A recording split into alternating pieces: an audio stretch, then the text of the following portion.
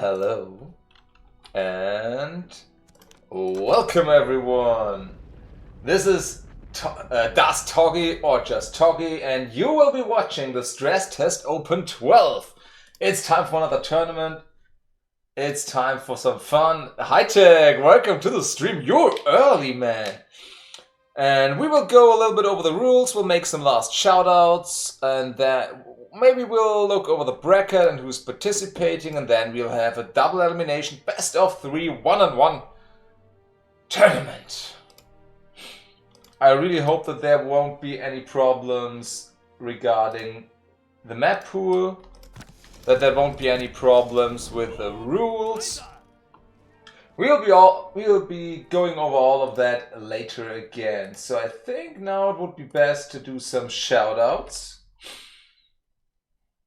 in the Discord so everyone knows we are streaming and ready.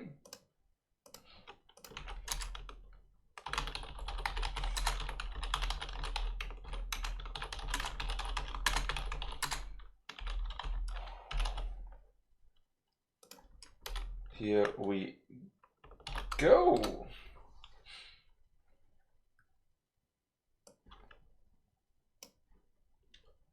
Number 1.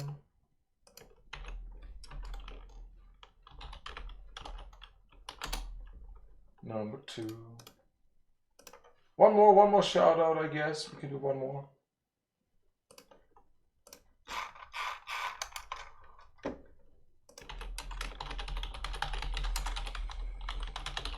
So, I haven't been online for that long. Hightech still wants a rookie tournament. Oh, don't worry, man. There will be rookie tournaments upcoming within the next weeks, probably.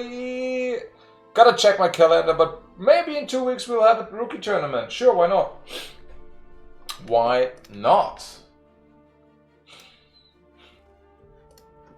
So for everyone who is still not aware, in the chat should be a link to the tournament thread. You'll find everything you need there, especially the maps and the rule set. There's nothing special or new about it, but please notice that there are indeed, that there is a rule set and that tier 1 towers at the moment are not allowed.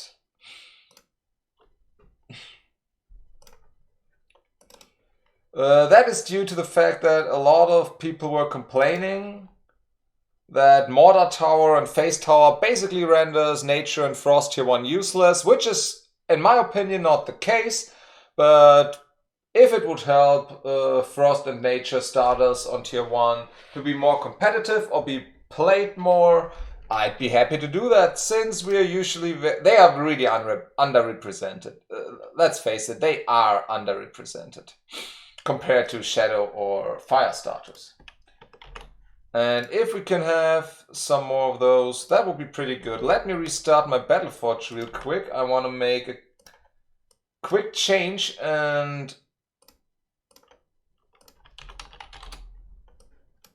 switch of the map folders just so I have the exact maps that I used for the tournament, since there were more and more problems with the map usage in the tournaments before. There are just different versions floating around of all the competitive stuff, and it would be good to have them all under one roof. So, let me check the bracket command if that works. Don't worry, the brackets are not final. We will shuffle the seats, so basically it doesn't matter who you're up against right now. And we at the moment have 10 participants. It used to be some more. A few of those have backed out due to problems, or which is fine. Everyone's allowed to play and everyone is allowed not to play. So, we will start in about 15 minutes. We could do some more shoutouts.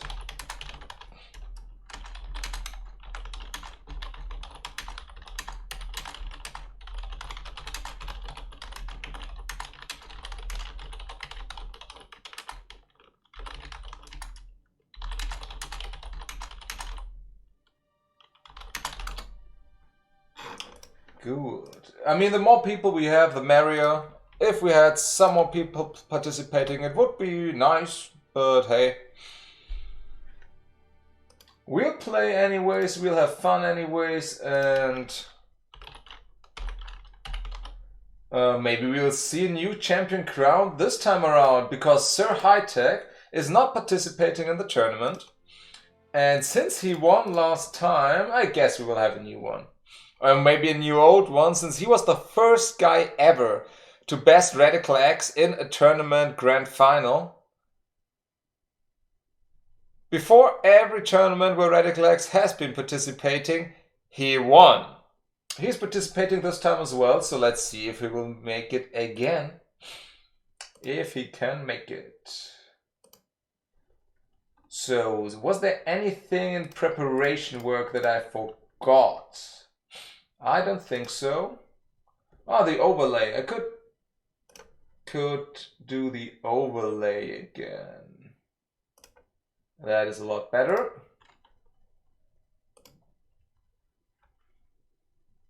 Okay, we have around 10 participants. That means we have a round of 16 is the first round. Okay.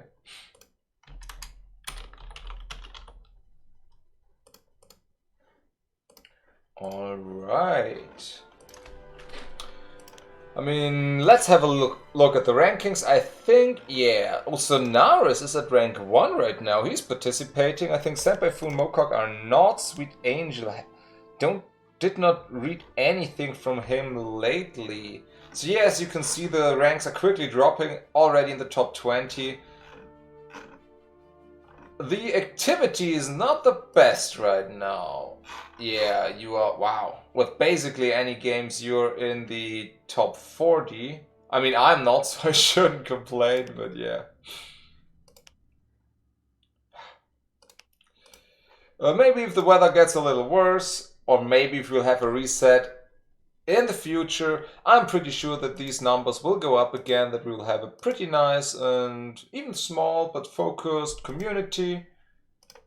We want more PvP decks so we can check AoEs. We don't need mortar ranges this time because tier 1 towers are not allowed.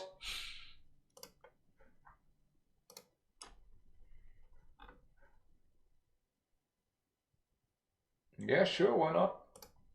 That looks all pretty good.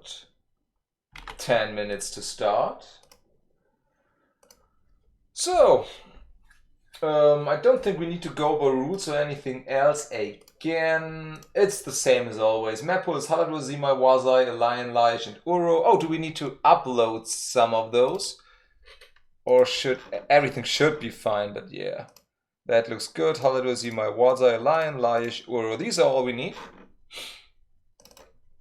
Let's just check if we need to upload them or if they are all on the server.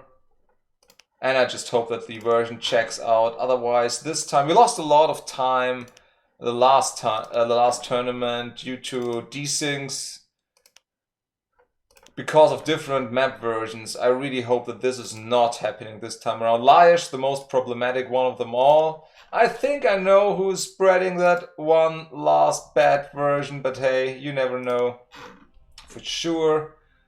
And since nothing's changing anyways, let's just hope that everything goes smooth. Urmia still banned? Yes, Radical X. Urmia is not in the map pool since I still don't have a map version of Urmia where I can't see the power of the opponent. And also several people have voiced their concerns about Urmia as a imbalanced map, even though every map has its up and downs, so that's normal. And Fairbar, welcome to the stream.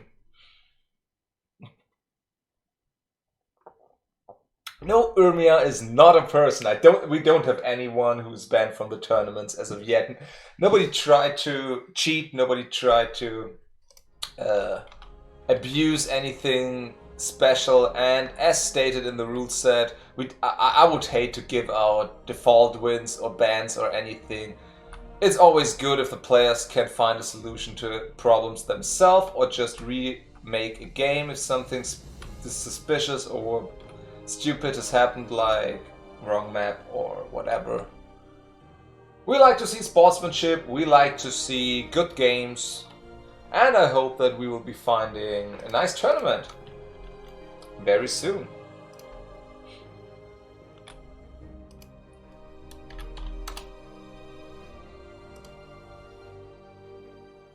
Man, high tech following for more than a year now. Is it that late already? It didn't feel like 1 year of streaming Battleforge. Fairby asks, how's your weekend been? I can't complain, sir. Had the PhD celebration of a friend, so that was a pretty big party. Otherwise, just staying in. You know, doing some housework, playing some computer games, nerd stuff, you know. Yeah, nothing special. But had a good celebration for the PhD of a good friend, and that was pretty important. So, few minutes in, I hope everyone will be here.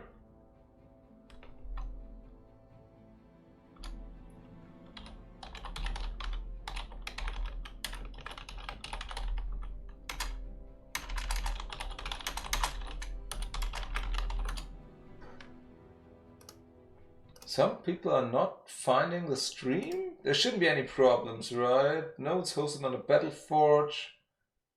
And yeah, everything should be alright. Everything should be alright.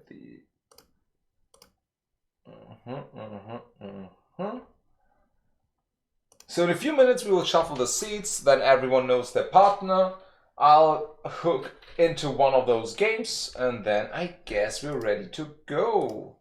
I'll try to stream, of course, as much as possible. As soon as you drop to the lower bracket, you're just allowed to, or just please just play your game, since the lower bracket always needs a lot longer than the upper bracket, sorry.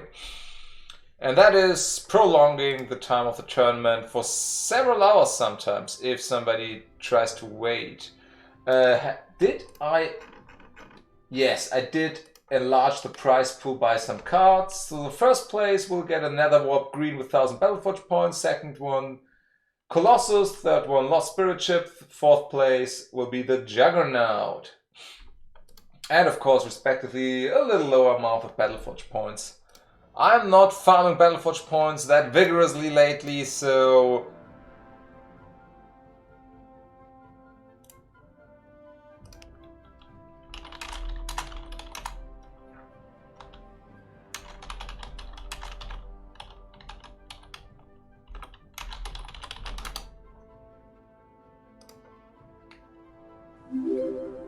Where is the black market for game bets? That again.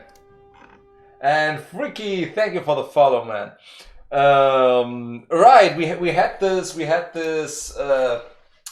this little thing where we had bets. And Old Dirty, also welcome to the stream and thank you for the follow. So if anyone wants to make bets about who's winning the tournament, you're welcome to do so. Radical X does not count. Because honestly, only losing to High Tech in a grand final at all is... Whoa, we got some follows in here. Lag Ops, also welcome to the stream. Thank you guys for the follow. Yeah, the bracket is not final yet, don't you worry. We will shuffle that in a few minutes. In about 3 or 4 minutes. Then the seats will be shuffled and you guys know your opponent. Old Dirty says, I thought there would be more players, now I'm the only noob. Oh, you aren't. I mean, not to say that anyone there's a noob, but there are newer players as well, don't you worry. Sadly, we had 1 or 2 withdrawals in the last minute, so that is a little sad. But we should be still having around 10 participants.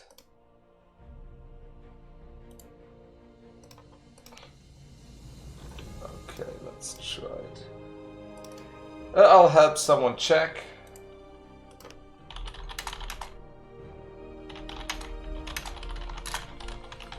If the maps are working. Usually the maps are not a problem. You only need them if I'm in here. Who actually is Impossible? Impossible is one of the best Russian players who already was in Ah, Radiclex is already answering. Alright, alright, alright.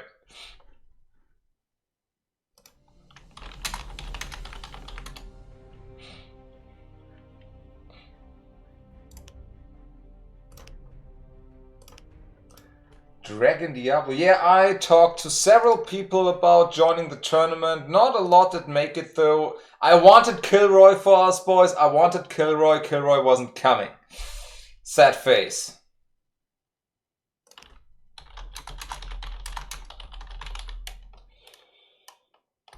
Elsa from Frozen wanted to participate, but wasn't online within the last week, so I couldn't catch him. And otherwise, I guess that's kinda it.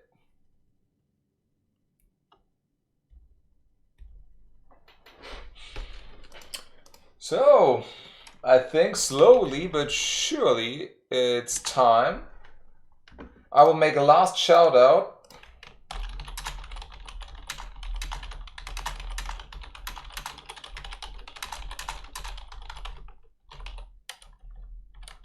Oof, typos.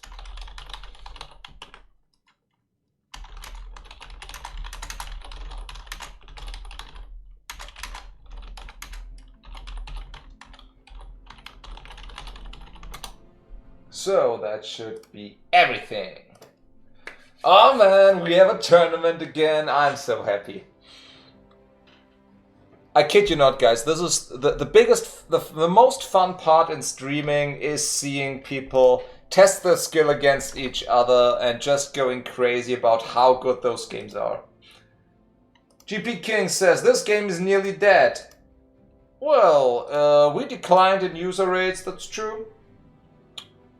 I guess a lot, and I know that a lot of people are waiting for the last reset so they can start grinding through their decks again. And I'm pretty sure as soon as we have the reset, we will have a healthy community again.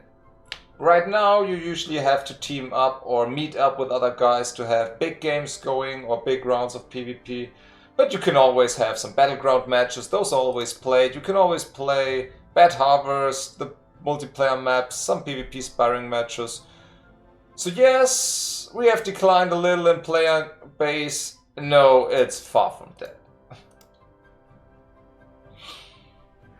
I'm not following the changes. I don't know if Cubic or the team in general is making any progress in balance changes. But I'm not having my hopes up.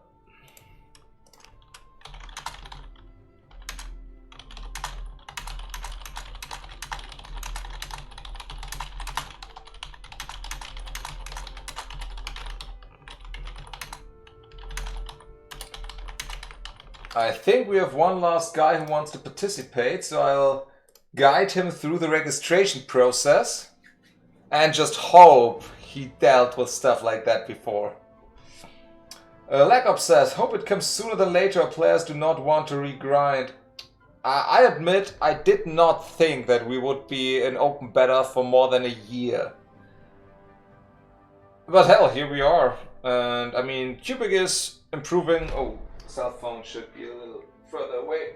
Cubic is improving the service step by step, which is a good thing, but I admit, since this summer, more and more players went waiting dormant for the reset.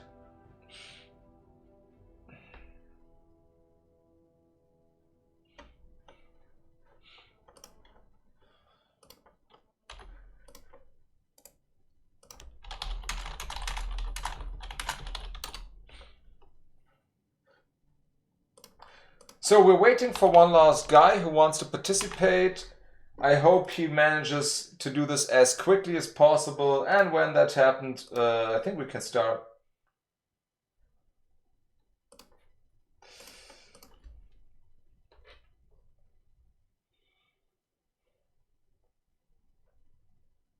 I mean, maybe we'll get some Easter presents next year. Ultra cool, welcome to the stream, sir.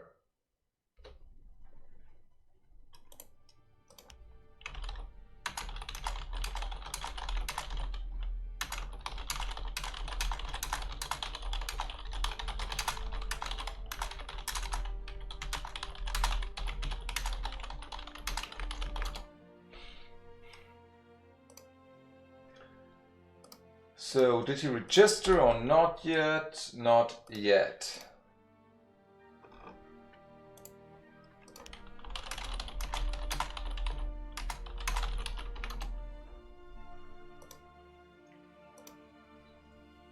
Okay, gentlemen, I think it's time. I'm just awaiting confirmation from the last guy if he wants to join or not. Because I would hate to kick him out just because he's like 30 seconds late.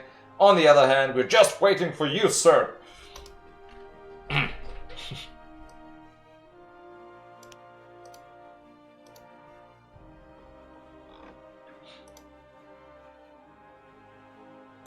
Okay, never mind.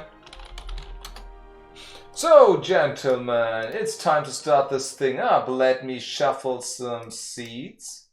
And then I guess we might be hopping into action.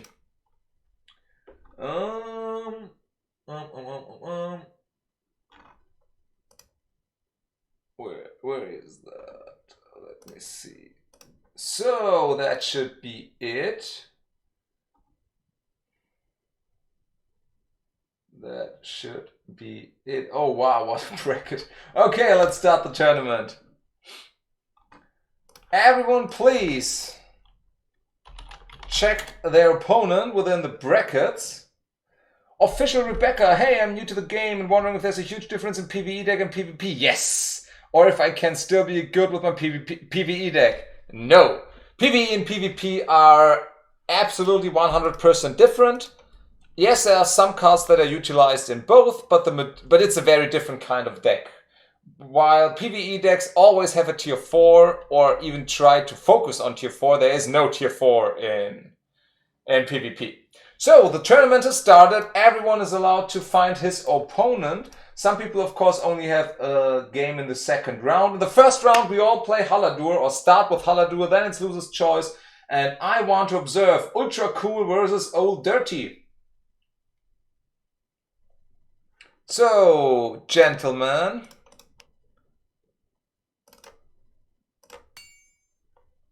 Old Dirty, please get into this game of Ultra Cool.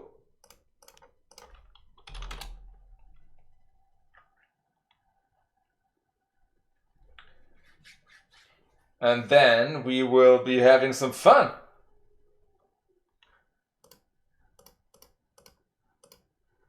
I shuffle the seats several times. I shuffle them 3 times. It's culture.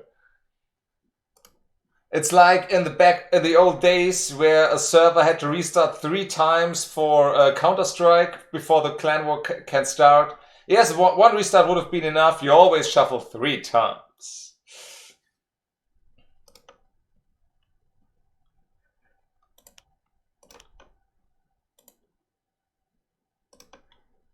Where's Old Dirty? Here.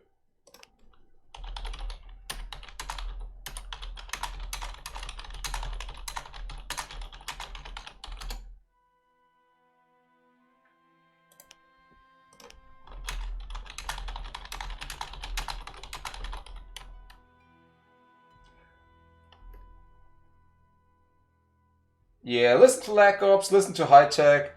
They have a lot of knowledge, so we would be ready to go. Oh, the overlay! I need to... The overlay, it's Ultra Cool versus Old Dirty. Okay, we can start Ultra Cool, so if you don't mind, let's hit this up and go.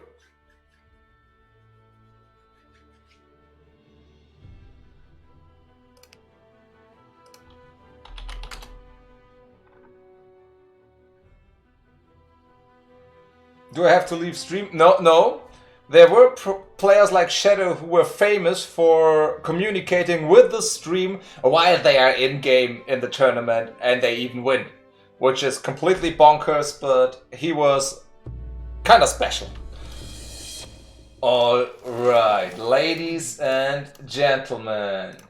We have the first game of the Stress Test Open 12. It's Ultra Cool, starting with the Windweavers in the north, and in the south we have Old Dirty with the Amazon, and it's a nature mirror match right in the first game. Let's do this.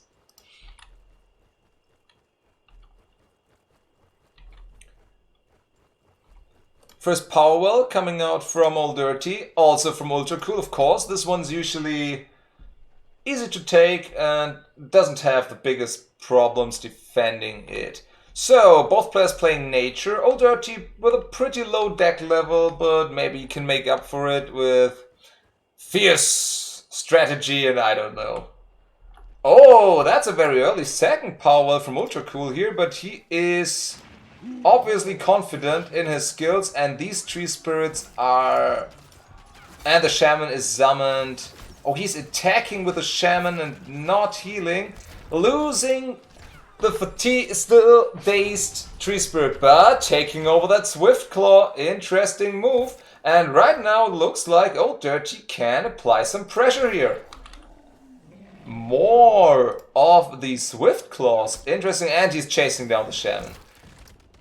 Problem is this Swift Claw is going to switch soon back to Ultra Cool, and now with the roots. Holy hell, this is a lot of pain. Shamans being pummeled by Swift Claw is never a good sign for the Shaman player, and this looks like a pretty easy defend already. Because this Tree Spirit 100% will not see past the day's status. It was a good attack, but it looks like Old Dirty is in kind of a situation here. So, one power well behind, now going for the Wind Weavers. Of course, that's kind of problematic if your opponent already has a Shaman, 2 Swift, a bigger army and a better economy. But hey, maybe he can make up for it.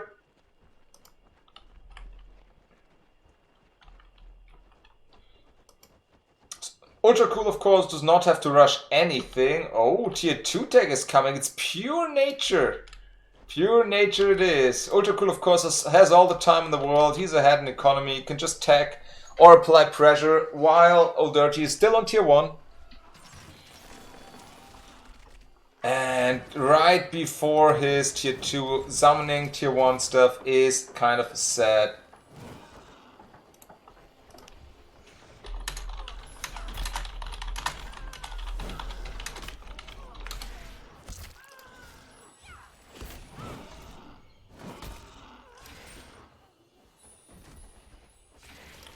So, Ultra Cool is having his little army here, marching on the power well, but the deep one is coming in, and look at those numbers. Holy hell, they deal so much damage. Getting slapped by this Dryad, though, of course not being that useful anymore.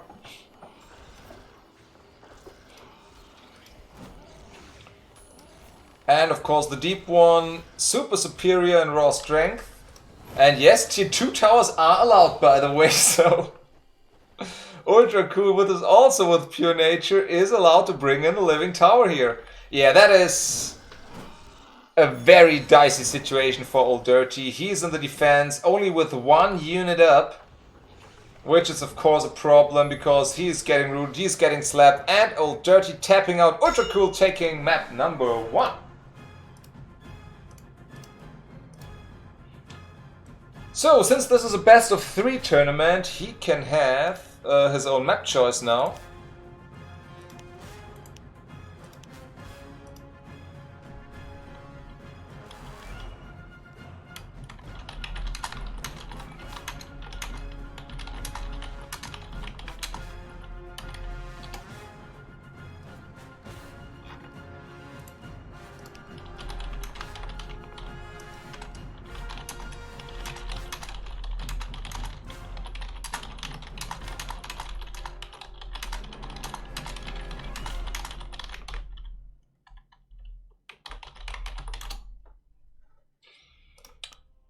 So, Old Dirty, I need your map choice to either host for you or you can host yourself as well, I don't mind.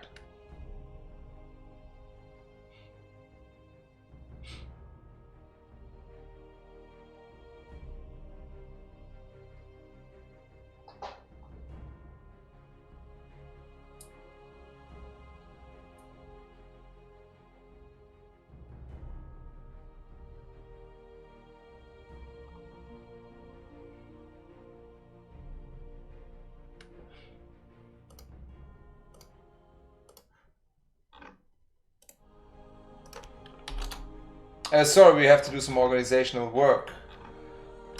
Old Dirty, are you here?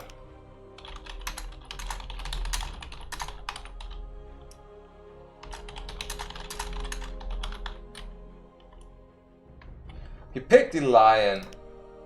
Alright, let me host that for you boys and come in here. Oh wait, you hosted? You hosted, that's alright, that's alright. As long as you give me an observer slot, that's alright.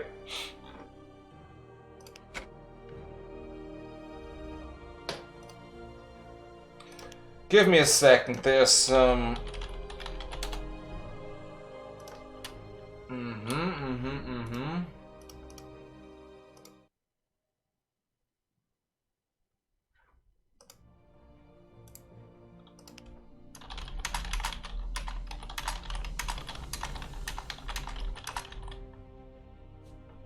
And here we go, next match on Elion. Sorry, I have to do some organizational stuff on the side, since of course there are some problems occurring.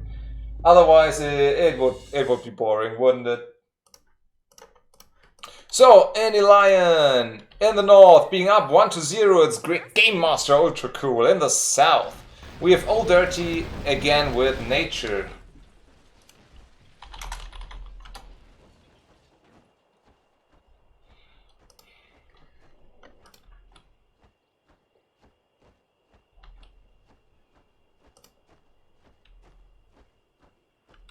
Are there prizes? Of course they are! Oh, I have an error. Critical error. Let's remake that game and hope that it doesn't occur again. That is not nice. Yes, there are prizes. It's in the forum that everyone who's participating gets 100 Battleforge points.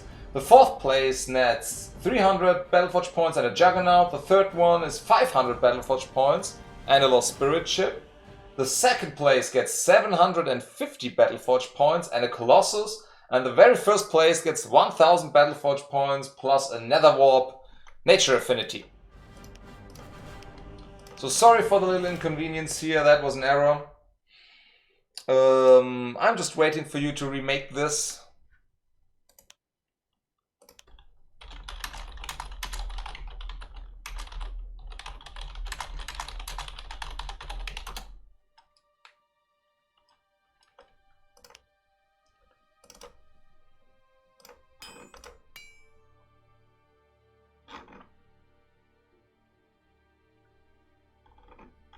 So, Old Dirty, your slot is left. Should have participated though. Of course you should have. The general rule of thumb is for everyone I ask, they either say they are not in tip-top shape, they don't have the perfect set of decks, or they think they're just not good enough. If everyone who gave me that answer would participate, we would have 50 players or more.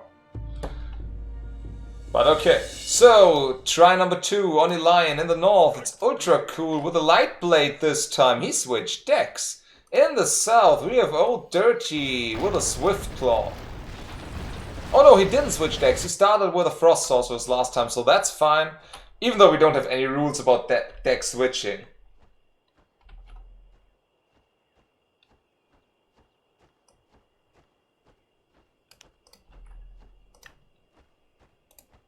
And we have a very early power well for both players. Interesting, they are kinda...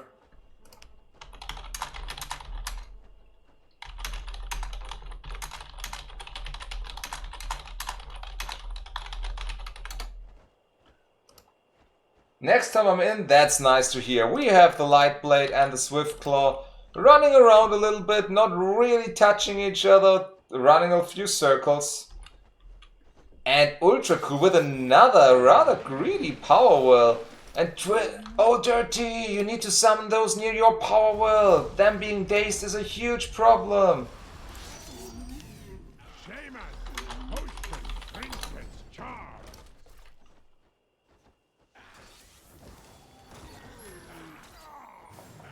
Prost. More and more Ice Guardians are streaming the map. Swift Claws are chasing the poor Light Blade, and Old Dirty rather should get another power well up because he is never ever cracking that power well again. Maybe even a tier 2 tech would be nice due to the short distance and the inaccessible terrain here for the energy parasites. But that's his choice to make. And here comes the siege. Ice barriers are getting up.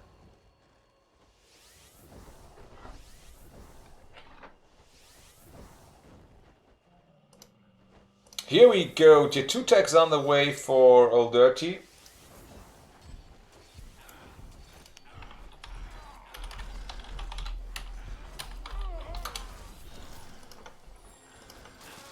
And the Tree Spirit is up, doing his stuff, getting focused out by the Ice Guardians, though. Of course, being aggressive while there's a tier 2 tech on the way is not the way to go. He just needs some energy parasites now, though, to get ahead or in equal level with these power wells again, and he might be up for a nice match here. There they come, energy parasites on the way.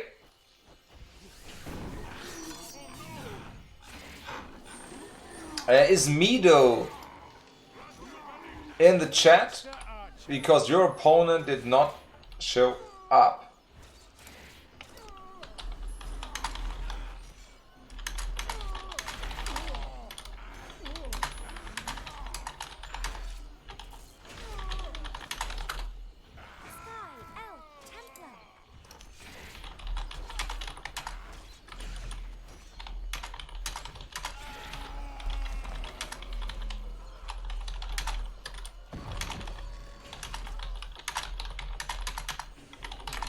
So sorry, I had to do some organizational work. Energy parasites are still in the air. Spirit 2 squads.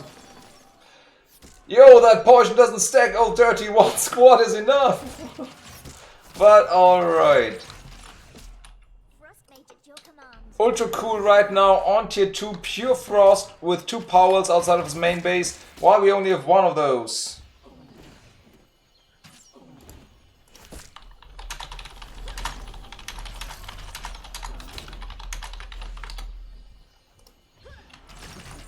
And finally, here comes the deep one with his huge claws. But of course getting taunted by the light blade, and he's carried away. His mass of spirit hunters here, of course they don't stack in terms of their poison damage. If everything is poisoned up though, that's still pretty good. But Old Dirty needs to make something happen here. He is still behind in power. Not having a Shrine of Memory yet, I'm not sure if he owns one. And this deep one is still getting pulled away by the light blade. Oh, ultra cool.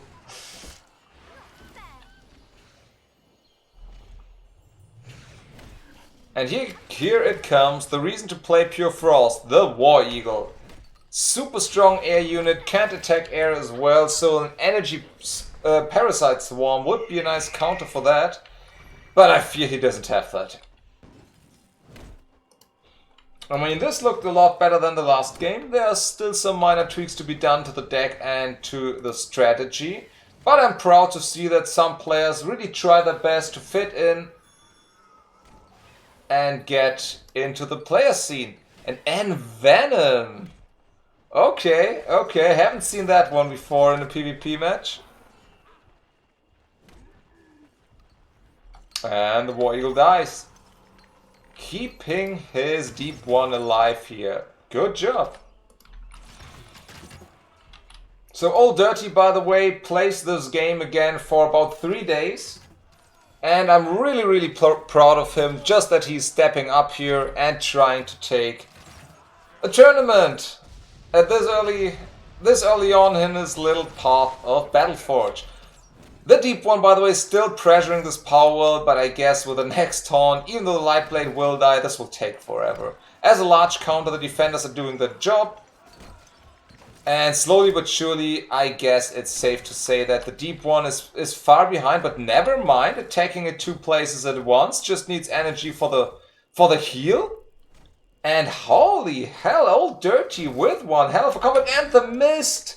Cobalt trick on the monument, not on the power well, but due to the heal not being ready, he has the time to repair it. One power well kick though. This game is a lot better than the first one. Oh man. And I think the Kobold trick is ready again, so this power will not go down, and he's walking right into the trap. He needs more deep ones out. Another deep one, and maybe one squad of Spirit Hunters to take out the units. And this would be one hell of a push. He's not trying to get tier 3, is he? Okay, no powers as of yet. Curse of Oink coming in, that's perfectly fine. And here we have some more pressure on the power world. Cold Snap, of course, is hitting.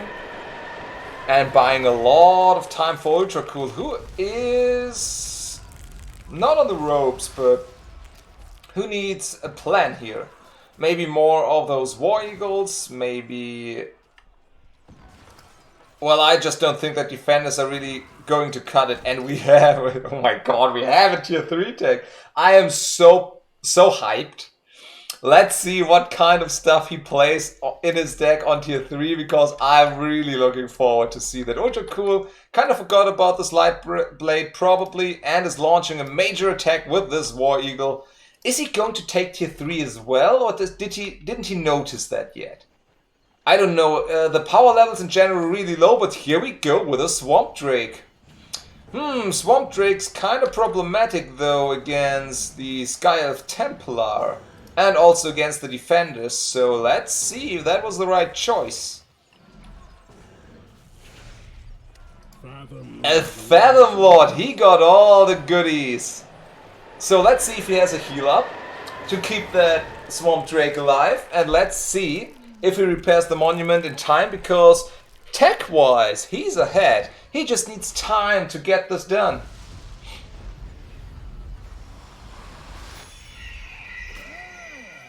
Heal is working. And now let's see. Oh, the monument is dropping though. This is a problem. And the next one comes out. This guy needs to kill these War Eagles ASAP. Otherwise this monument will die, but it looks good. Oh my god, is he holding? Is he not repairing, by the way? Oh, Frost Shell. Okay, this monument is going to go down. Dude, you need to repair. Without repair, it won't be holding. But still, oh, the Fathom Lord gets focused down by these defenders and a Frostbite. Man, this game is way... Never mind, there's the heal coming up. And now with the Swamp Drake as well. Is this Fathom Lord walking forward and killing this monument with a Swamp Drake? Oh my god, he's retaking his tier 3. This game is insane!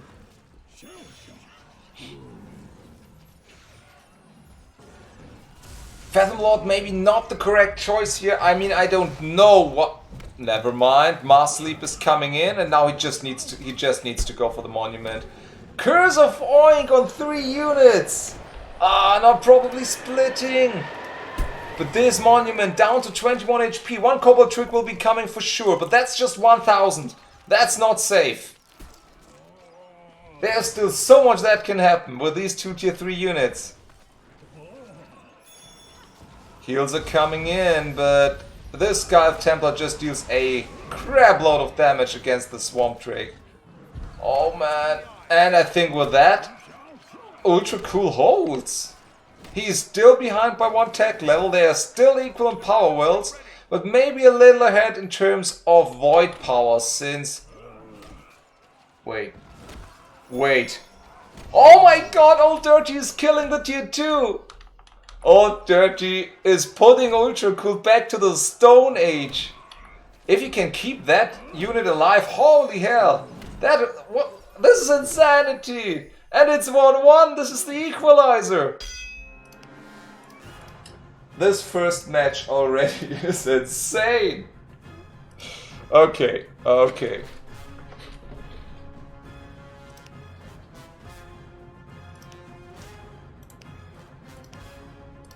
Alright, Ultra Cool, and we completed the quest. Ultra Cool It's map choice now, and we will have a deciding match now between Ultra Cool and Old Dirty.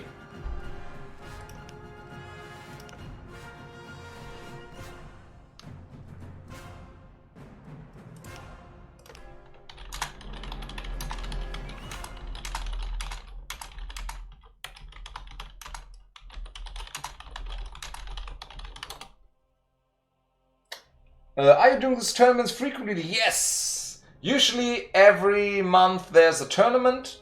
We had a little summer break of around 2.5 months, but that's basically it. And sometimes we also had a tournament. In the beginning we had a tournament every 2 weeks.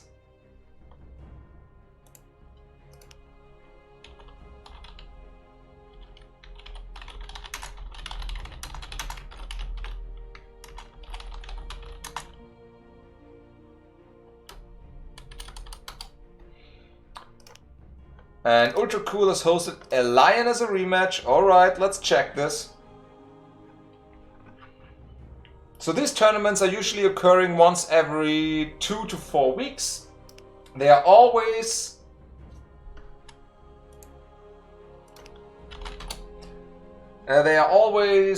in the forum at least 1.5 weeks before, usually 2 weeks. Sirs, we need a slot for Old Dirty here. He needs 1 minute. He said he needs 1 minute.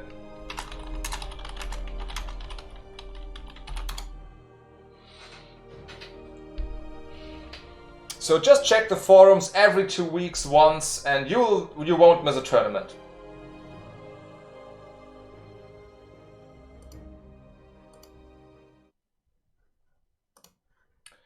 So we have a 2-minute break, then the tournament will continue. Old Dirty needs to go on a little stress break.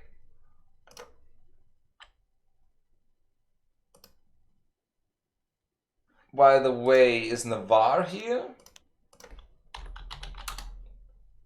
He's offline. Oh. Okay. Is anyone still missing their opponents from round 1 or 2? Is LeFrost here?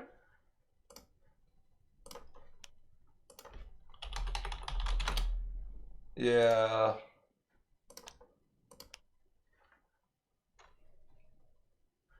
Ah, that's you.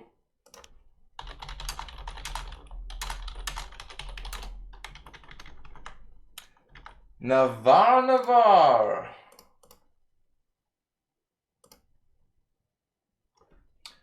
Okay.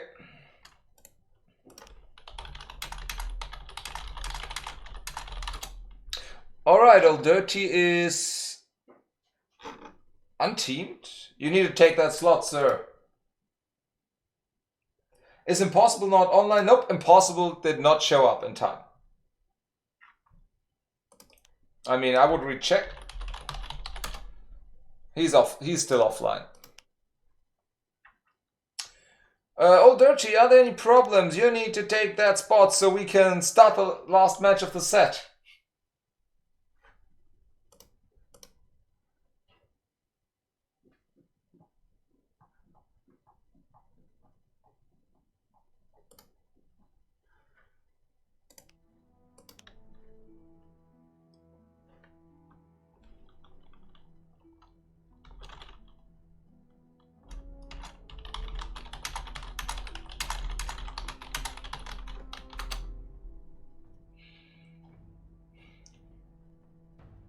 So who else played in the meantime? Radical X winning against Sonaris, and here we go. And Impossible and Navarre not showing up. Okay.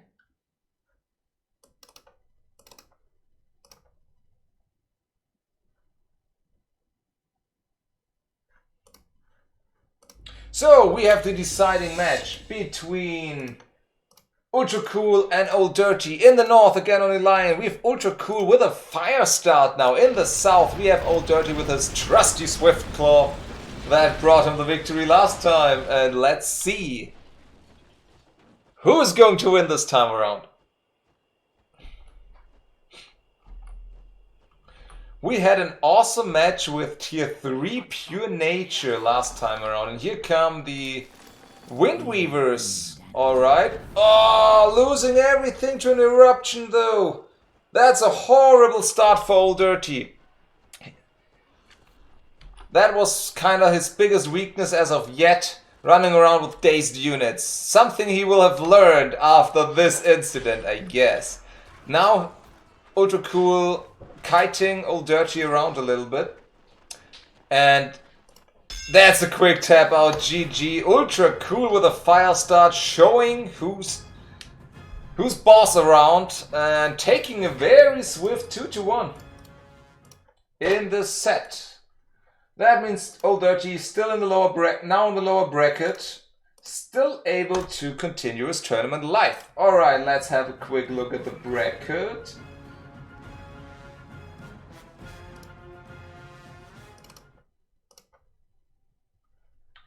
Yeah, stuff like that happens. It's not nice, but it happens.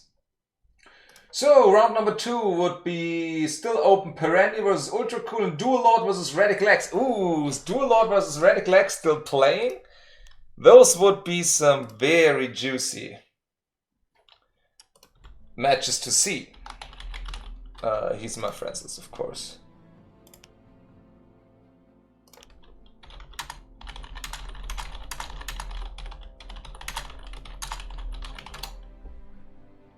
Okay, next match we'll have on stream is Radical X versus Dual Lord.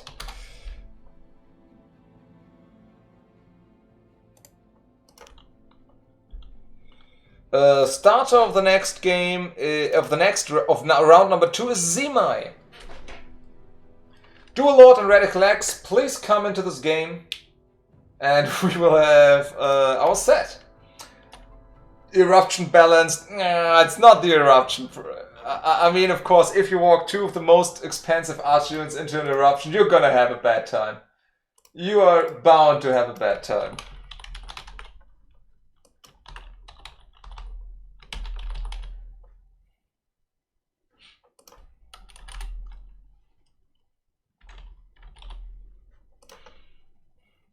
Okay, that looks good. Radical X and Dual Lord are here. We start on Zimai, then it's Losers Choice. We have, well, a tradition here. If Radical X takes a while to find out which is the right deck. So this might take a minute. This is going to be a top match. This might as well be the grand final.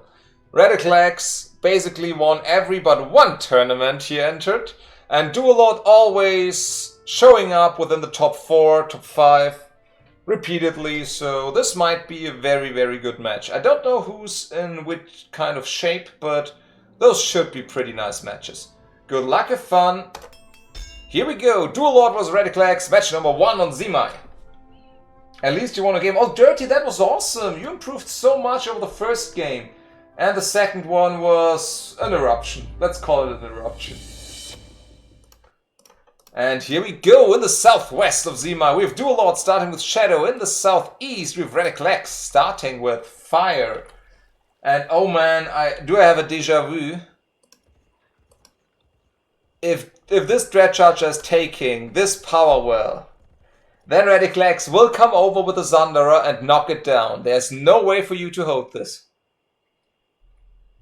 And he doesn't take it. Yeah, being a good boy and playing it defensively.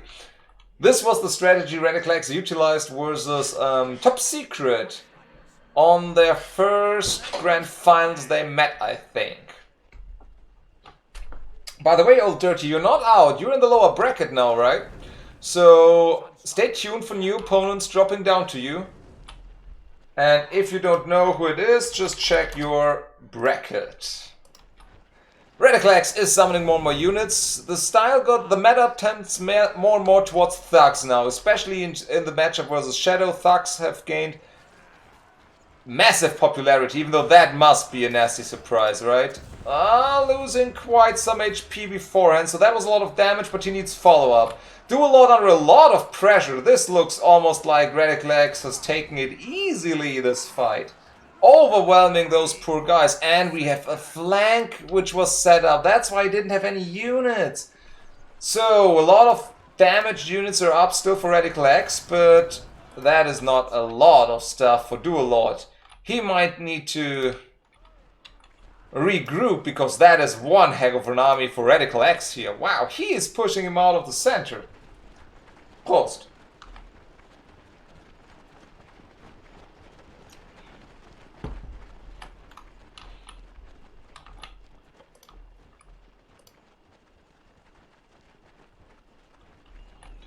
So we have a lot of units running around the map.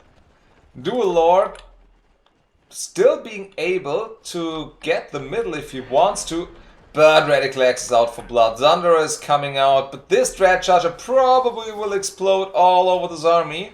No, he won't. And I think Radical X is in a pretty good position to bust something down here. Taking the value trade though. Not wanting to fight these Forsakens while they are frenzied, and the Zundera is dropping way too low anyways. I guess after this we are going to see a power well for Radical X so he can regenerate his units and in general get ahead in terms of economy. Dualord probably even wants to take a power well here or here to be as far away from the fire base as possible, since those angry red lobsters are always eager to eat a power well alive. Here we go. Really far away from his main base, so defending both spots might be tricky. And Dualord launching a little attack here on these two power wells of Radical X. Okay, that was kind of greedy for both players. Alright, I don't mind. The more power wells we see now, the more actions we see later.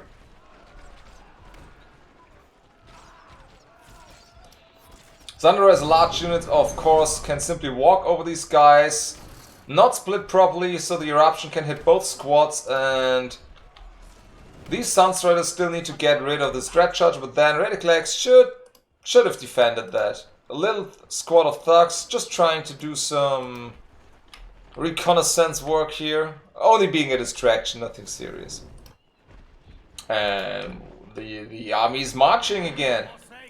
Dualord on the defensive side the entirety of this game now. But not behind an economy, so it doesn't matter, it's still anyone's game.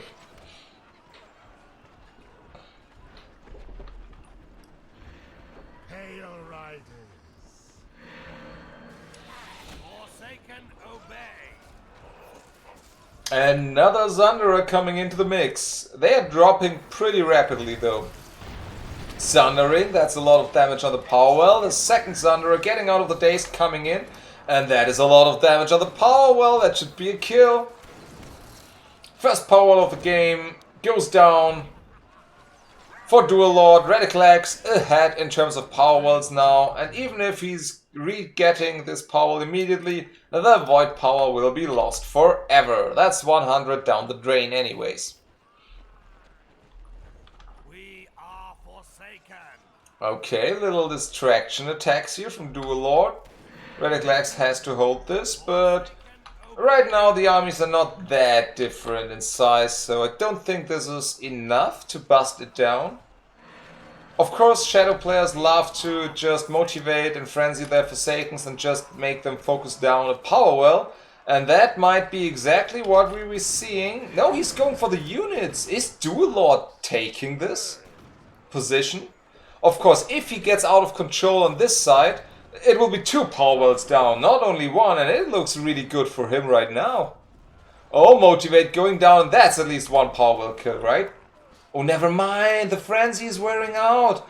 And suddenly Radical X is not looking too shabby. Even going for a counter-attack over here. Oh my god, he's holding! This might be over right here, right now. And the Zundera coming out. Nasty surprise though. But that wasn't enough, and the Zundera barely alive, chipping away at this power well, and that is a kill. Radical X ahead by 2 power wells now, 2 compared to 4 in total, and unless Dualord does something very quick, this is over. Yeah, GG, he taps out. Radical X taking it up 1-0.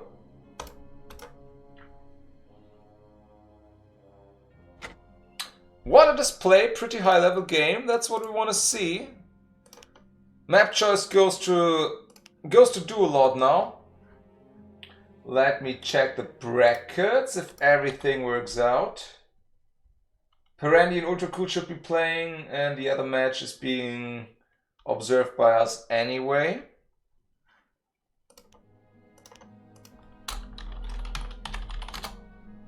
He's in game, that's what I wanted to see. So, Sir Dualord.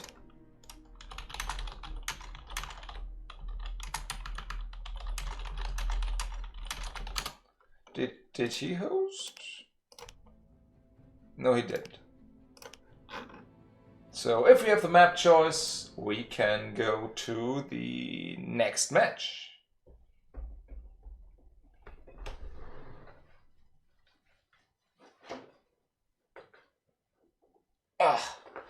And a map that has gained more and more popularity within the community, we go to Elian.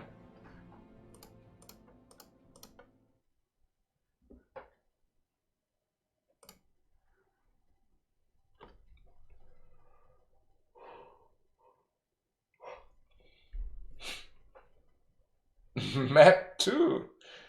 Did Radical X already know what kind of map we will be playing on? Nobody knows.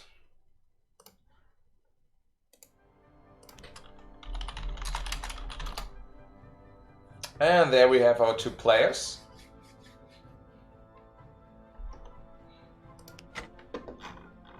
And when everyone's ready, we're good to go.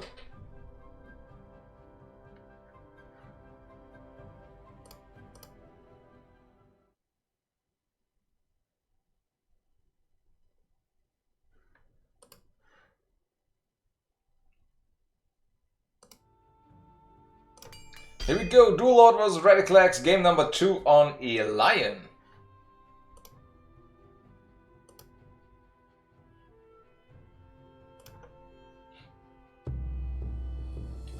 So, in the north we have Dualord with Shadow, in the south we have Radical X with Frost. We have a Frost starter from Radical X. Oh, I'm hyped to see this. Elian is a pretty good map for that, or is a decent map for that. And I think we're going to see some good fun with these ice barriers. Taking a power well immediately. Very confident in his ability to hold this. Of course, he's Frost. And if Frost is good at one thing, it's holding for 45 positions, right?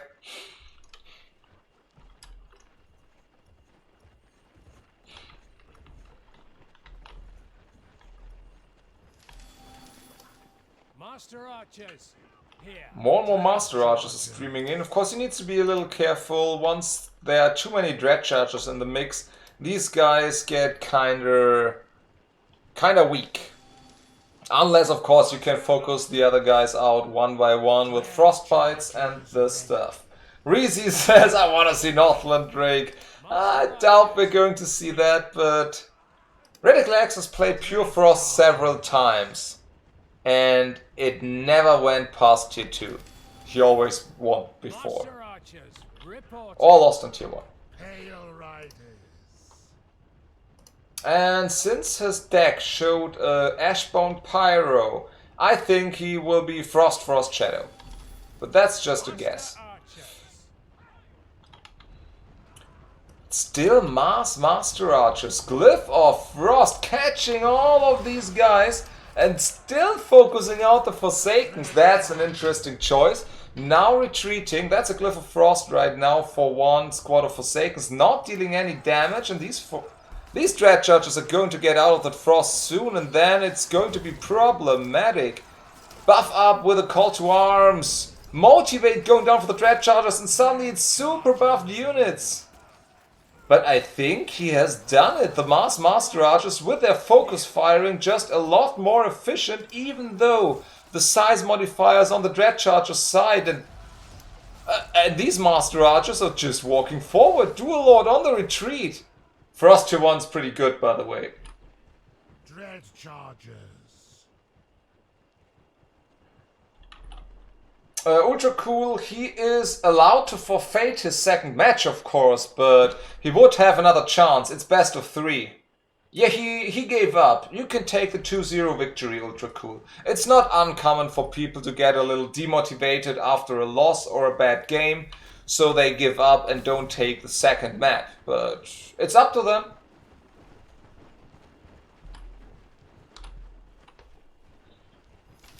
So, both players with 2 power walls, by the way, so they're still equal in economy.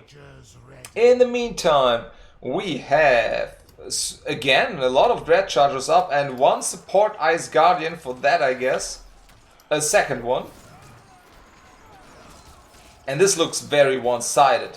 These Master Archers with the Ice Guardian are completely annihilating Frostbite maybe for the chase down. And this is getting out of control. Radical X with his Frost War Blob getting bigger and bigger.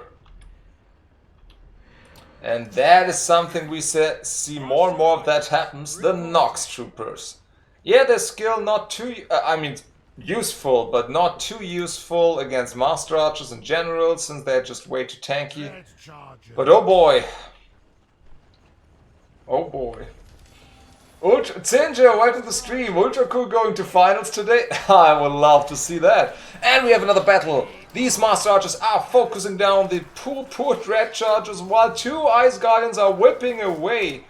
And with the call to arms, wow, this looks so dominant from the Frost player. Yep, there are some frenzied up Forsakens as backup, but the first of soon dying, and this is still a lot of Frost Army. 6 squads of Master Archers and 2 Ice Guardians. And that looks like poor Dual Lord is down, and that is a 2-0 victory for Radical X. GG.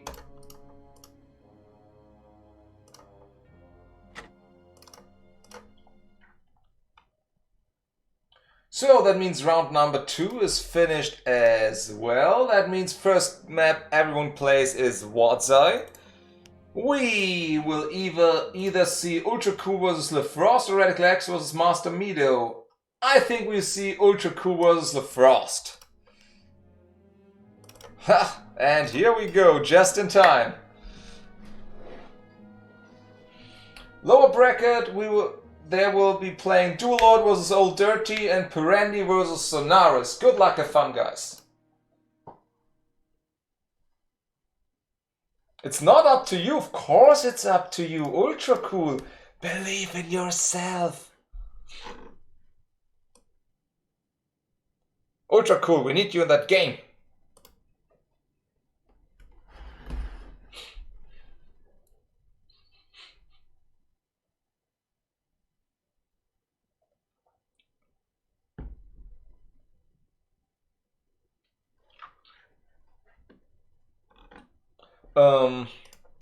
Yeah.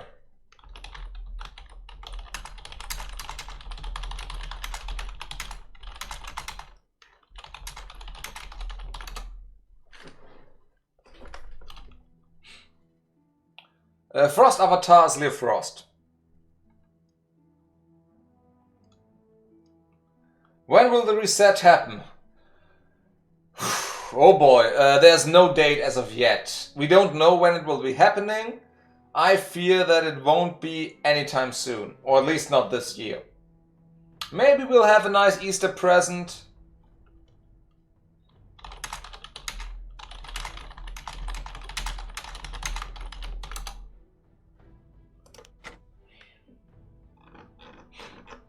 So, Frost Avatar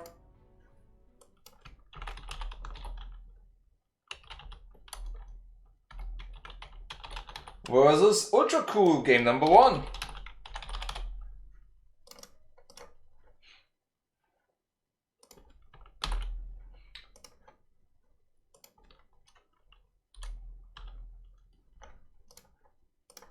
And here we go in the north on Wait. Oh, guys.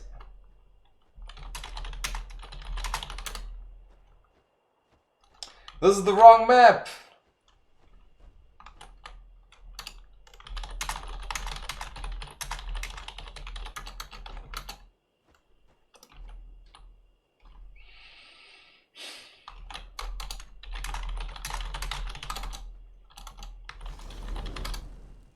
Sunstriders.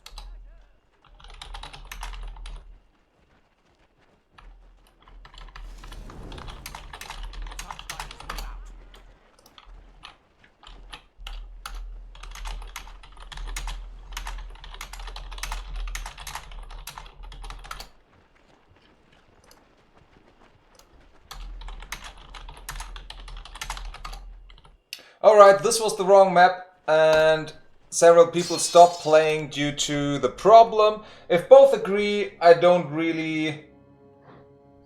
Yeah, sorry, Furious typing fudge! Hey man. And yeah. It was kind of... I know the rule set might be a little confusing for one or the other guy. On the first round, you play the first map of this pool. On the second round, you play the second.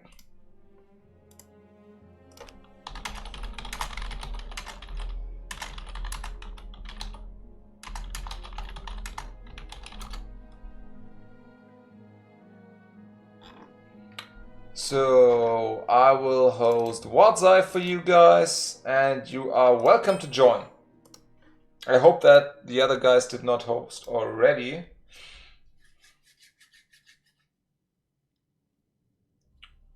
Oh, the overlay was still showing. So we have Frost Avatar versus Ultra Cool on WhatsApp this time.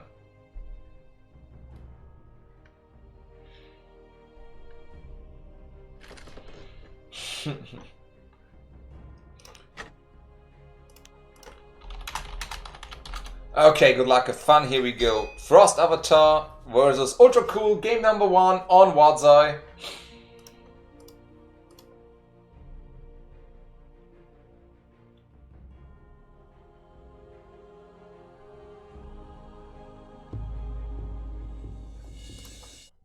And here we go. In the north, we have Frost Avatar with fire. In the south, we have Ultra Cool, also with fire.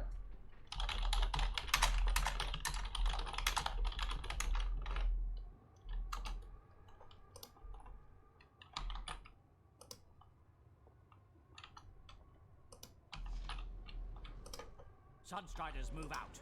And Ultra Cool, Old School going through the middle, while Frost Avatar taking a very greedy power well here. That might be... are we already having a base race scenario here? Okay, this is very aggressive, and Ultra Cool is starting to pound away at that power well. Finally, some Sunstriders are spawning, but I don't see any way where he can rescue this. Thugs, of course, on the other side, really good to get rid of archer units. But that is a full-blown out base race already. First power well going down, Ultra Cool is taking it. That reaction from Frost Avatar was a little late, maybe a little greedy to take this power well down here. And Avatar needs, or should be, okay, is not able to take this. And the Scavenger with 16 life applying more pressure on this power well. Ultra Cool is in tip-top shape, if I may add. I wouldn't be surprised to see him in the winners finals this time around.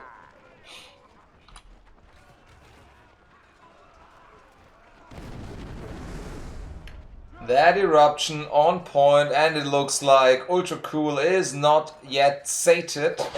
He wants more power wells, and at the moment it looks like he would get them.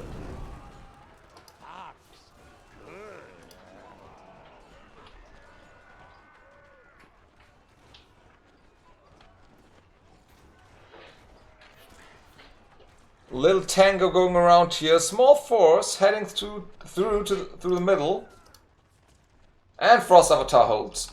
So right now they are on equal power wells, but the 100 void power that's missing for Frost Avatar might hurt him in the next few fights. Okay, having some attack going on here. repair, of course, came in the meantime. So no power well to snipe for Frost Avatar.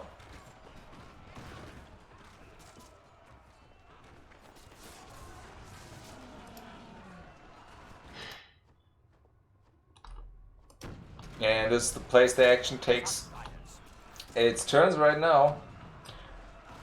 He is splitting his damage in 2 power wells. I wonder why. But still, this is not enough damage, and I think we're getting to a rather equal game now. Either we need new power wells from one of the players now, or maybe even a sneaky tech. These poor Sunstriders will be dying, of course. Scavenger with a crippling bite, super good at chasing down weaker units.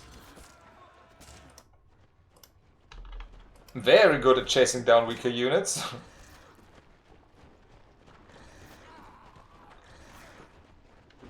And slowing opponents as well. Here comes the tech. Ultra Cool still on tier 1 and no tech in sight versus tier 2 from Frost Avatar with Fire Nature.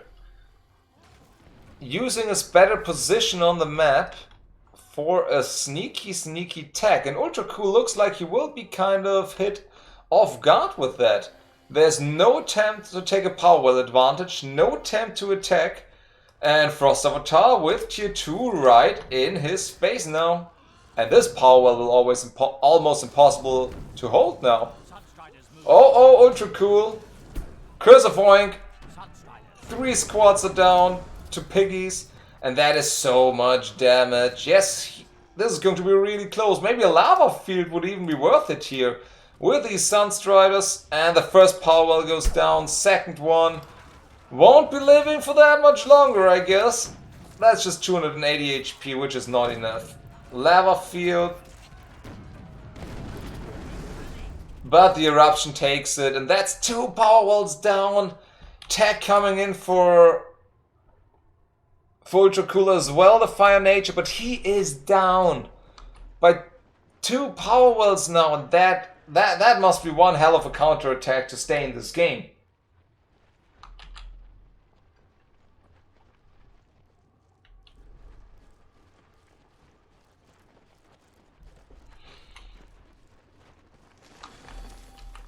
Go Spears for the defense, nice.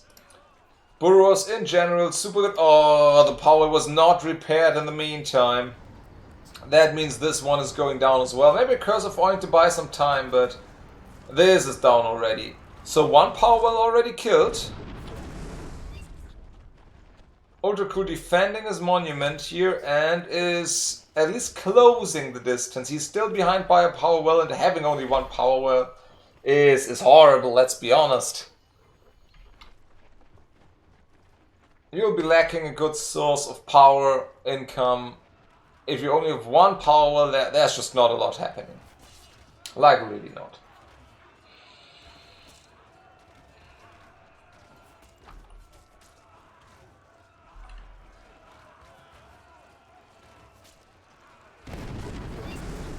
Eruption to take down some of these burrowers, okay. And more sneaky action from Frost Avatar to run around his units. And that is quite a lot of damage on this tier 2, while Ultra Cool is trying to apply pressure on the monument. And these won't be getting very far anymore.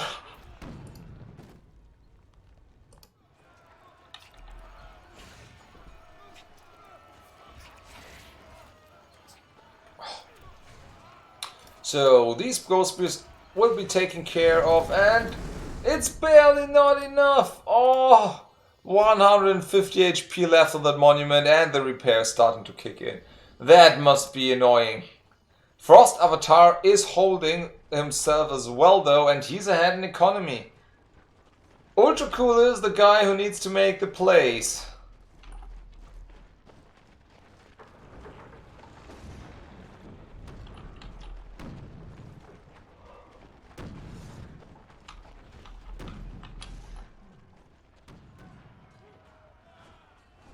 So next counterattack up here from Frost Avatar, but not close enough to the monument to deal some damage already. Even though 2 burrows is a lot of damage, he needs to This monument needs to be defended with a Skyfire Drake ASAP or it will have problems. Also, even going for the same monument in the base, he's just going for the monument? I mean, okay, there's only one power well left, but you get what I'm talking about. In the meantime, this Skyfire Drake is killing the tier 2 of Frost Avatar. Bam, ultra cool back to tier 1. Frost Avatar back to tier 1. What is going on in this match? Still one more power well for Frost Avatar though, so in the long run, he will be looking much better than Ultra Cool will. But does he have the means to defend this against this Skyfire Drake? Ah, well, he still has a Gladiatrix left. Tier 2 for Ultra Cool back on its way. Not yet for Frost Avatar though, so maybe now it's decent eruption, taking down that Skyfire Drake. Also dealing damage to the monument, but that's not too important as of yet.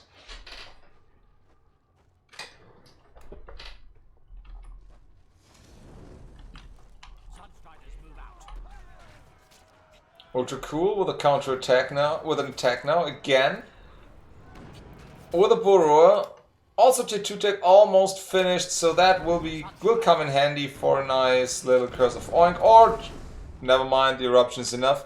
And this is, I think, the turning point. With Frost Avatar just having one power well too much for Ultra Cool will out snowball him in this attack, because he just has way too much stuff.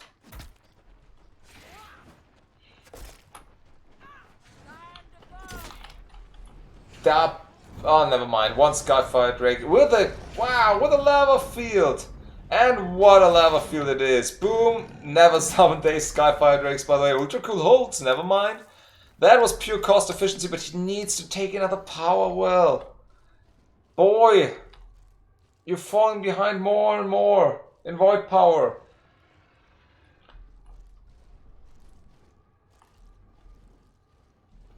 Otherwise, this match is just going down to the wire. Over and over again.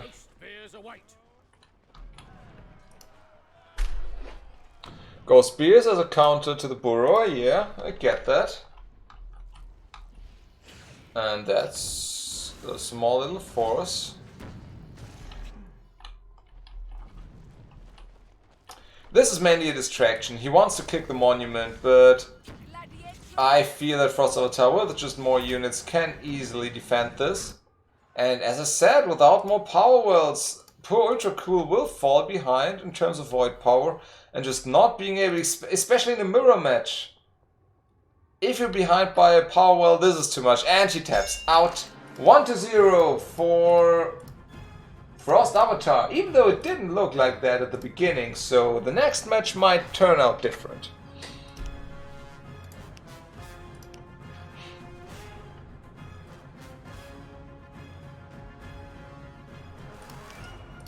And we finally made a pack. Let's see what's in the booster. And boom, promo card. Okay, 12 peasants is bad. Okay-ish, but bad. Nice, but cheap. And the rest is rubbish. Maybe the Skeleton Warrior, but yeah, that was a bad booster pack. That was a bad booster pack.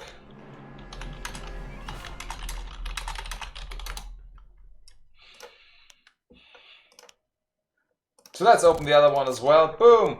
Home Sword is pretty good. Curse of Oink is pretty good. Ghost Beasts are decent. So that was a decent pack. That was a decent pack.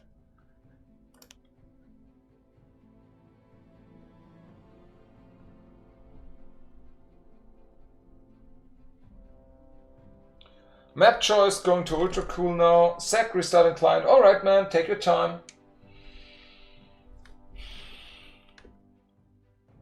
Let's have a look at the tournament bracket in the meantime. Radiclax taking it to 0 over Master Meadow.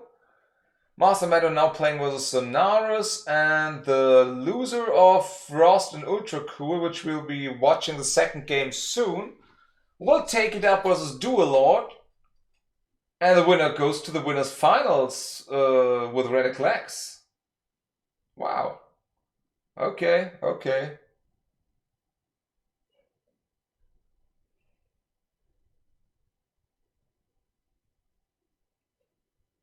Come on, we all want to see Ultra Cool picking it up for the Game Masters and carrying it.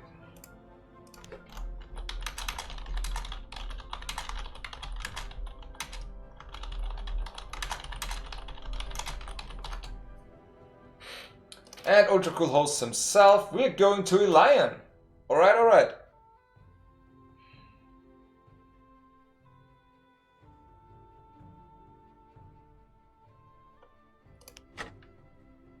Game number 2 between these gentlemen on the line is about to take flight. Anyone who needs to play stuff now? Oh, the lower bracket, yeah. Master Mido versus Sonaris.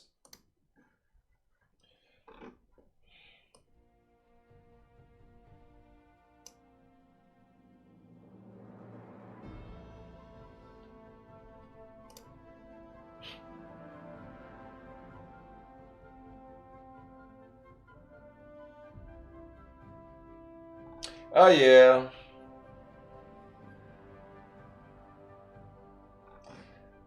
Okay, so I guess we can go here, and the next game is starting. Ultra Cool's Frost Avatar on Elian.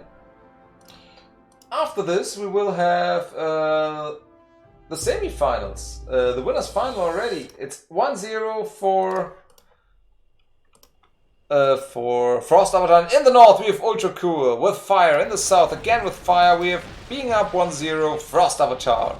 Ultra Cool not killing his wall as of yet. Okay.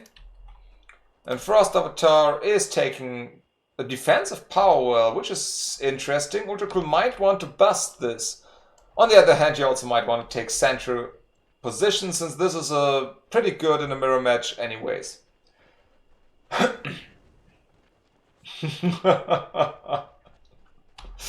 Yeah.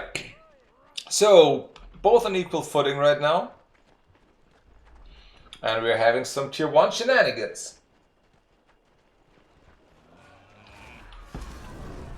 More and more archers are coming in for Frost Avatar. Ultra Cool summoning the thugs, and that is of course a super nice position. If not focused out within the day status, Ultra Cool might go absolutely ham with these thugs, but they are dying within the day status, so Frost Avatar is playing some micro here and looks a lot more comfortable than Ultra Cool already in this match.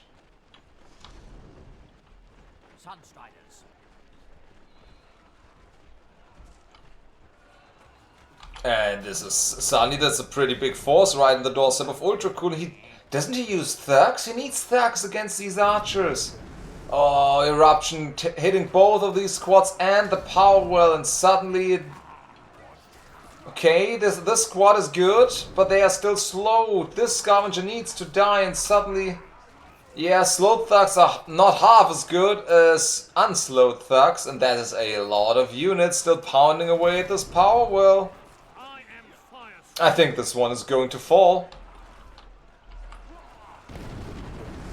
Nice eruption for Ultra Cool, but his dangerously low. 2 eruptions and it's down. 1 eruption and it might just fall. I mean, yeah, it's close, but this will die. And the first power will kill going to Frost Avatar. Ultra Cool looking as if this tier 1 fight, this first fight, have pushed him a little out of his cools. And Frost Avatar taking the center position.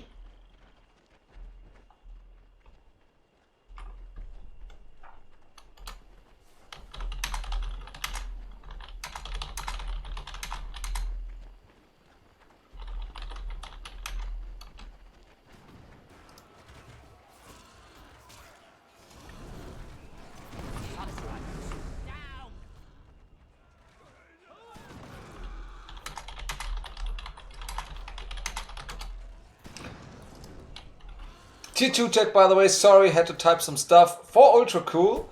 And this is, missing this squad of Sunstriders with a Curse of Oink. He's tier 2 now, maybe a Parasite Swarm even with these, or a Lava Field. Might be his lifesaver here. Or a squad of Scythe Fiends. Oh man, this is going down. Nice lava field, but it's not enough. He needs more. And that means Tier 2 is going down. That basically means GG, because Frost Avatar's controlling the map is ahead in terms of power wells. And that's a quick 2-0. GG, Frost Avatar taking it and advancing to winner finals.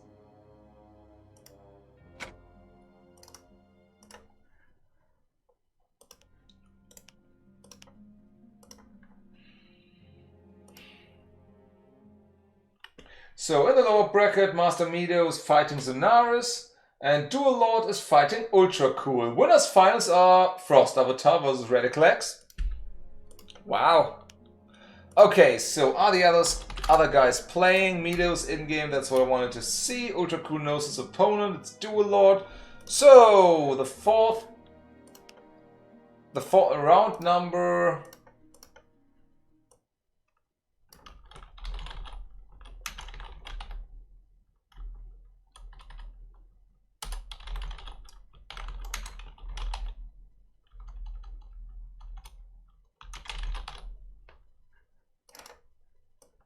Sorry, the first map we will play on the winners final is Lion, I think. Let me check that. It is a Lion.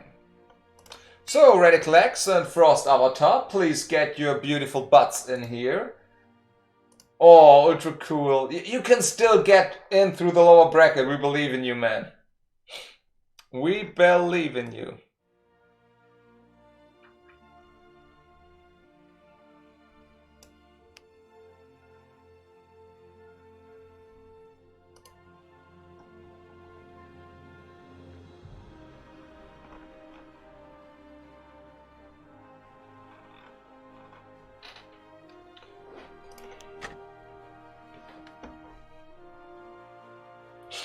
Alright. Alright, Frost Avatar needs 2 minutes because he needs preparation work. Because you don't play versus Radiclex in a winner's final every day. No, you don't, honestly, but 2 minutes are okay. We don't mind that. 2 minutes are completely fine. Otherwise, the tournament is without too much it's going through without too many problems. That is good. And it looks like we might have a quick one this time. Some tournaments were 4 to 5 hours.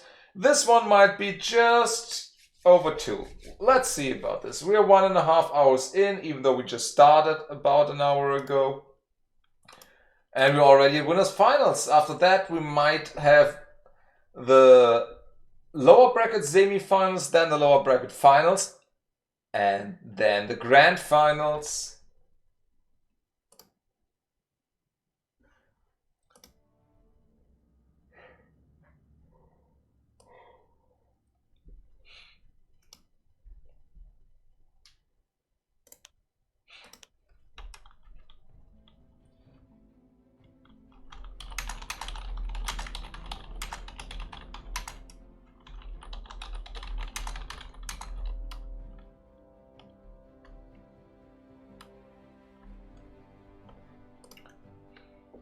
So when both players are ready, we are about to advance.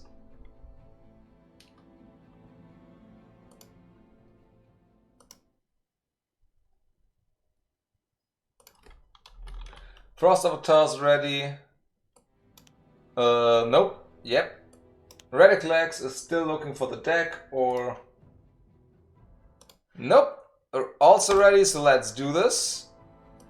Kingham G. Don't you test me. Alright, Radiclex versus Frost Avatar. Winners finals, game number 1.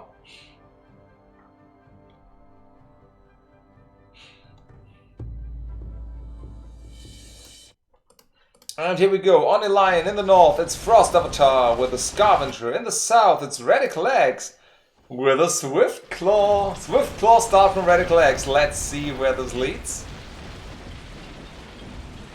Will it be pure nature? Or will it be nature frost?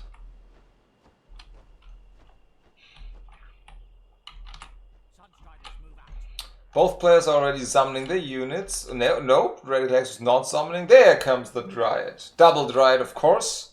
So they protect each other with their aura of the blessed genius Loki, I think. Lotzi, I have no idea how to pronounce that. And we have some archers and Sunstriders for Frost Avatar. He needs to be careful. More than one squad of Sunstriders usually is a problem due to they are really prone to hurricaning. They are small units. You don't want small units against Frost, against nature.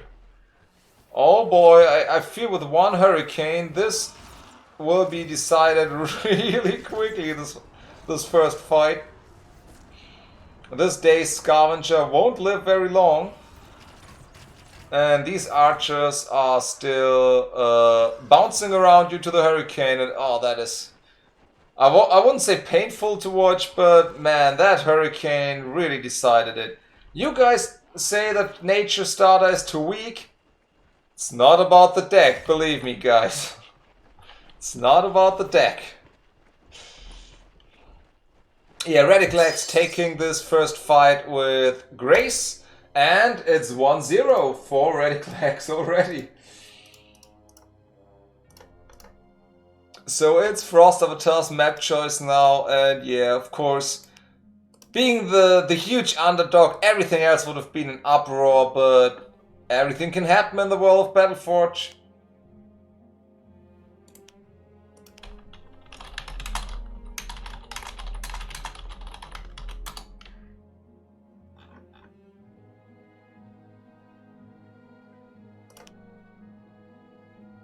Oh, sorry, I don't know. Did I wrote you in German? That would be rude of me.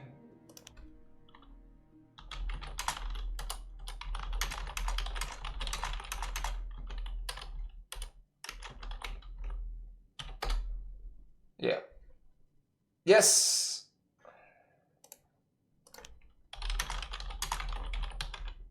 Ah.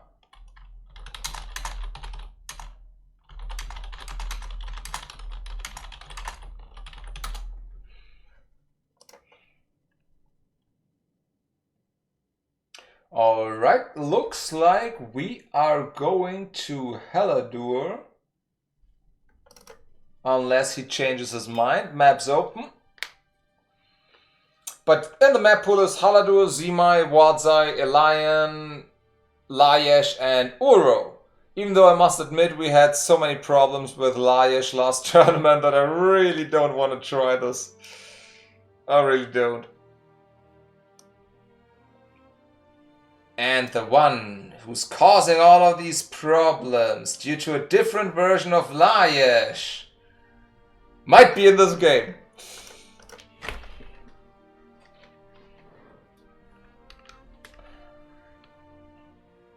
Alright. So, Redclax vs Frost Avatar, game number 2 on Haladur starts. Redclax being up 1-0, this is winner's final. The winner goes to the grand final, the loser goes to the lower bracket final. And here we go, in the north on Haladur we have Frost Avatar starting with fire. In the south we have Redclax with nature again and the Swift Claw. Haladur, a huge map, big ways, a lot of dead space. So good for flyers, and the center rich of orbs of power wells. Very close to each other as well, and nobody taking the first power well? Oh, come on! Are we having some shenanigans here? Okay, finally, first power well going down for Frost Avatar in the north, and Redclax is taking one for himself. Nice. We only saw one tier 3 up until now.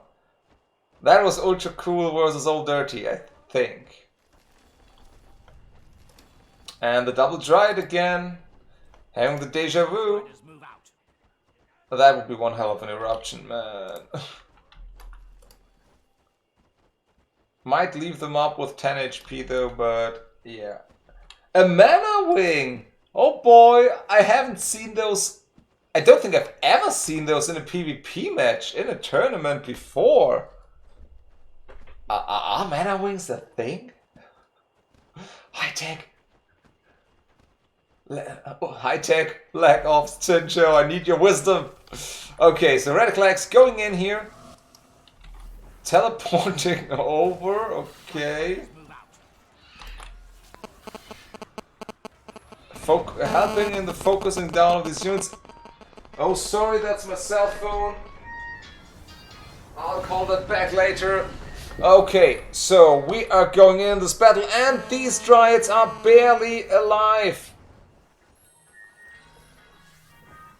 Damn, these nature units.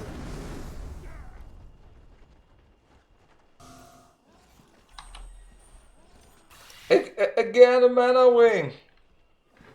They are so weird.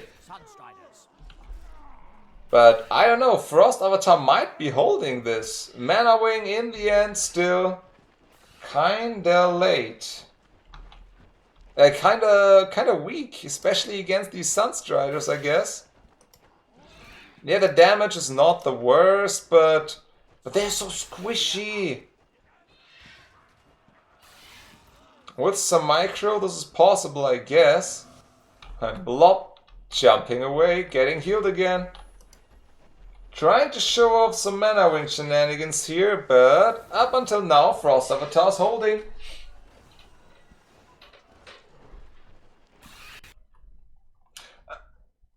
A crash! Oh no!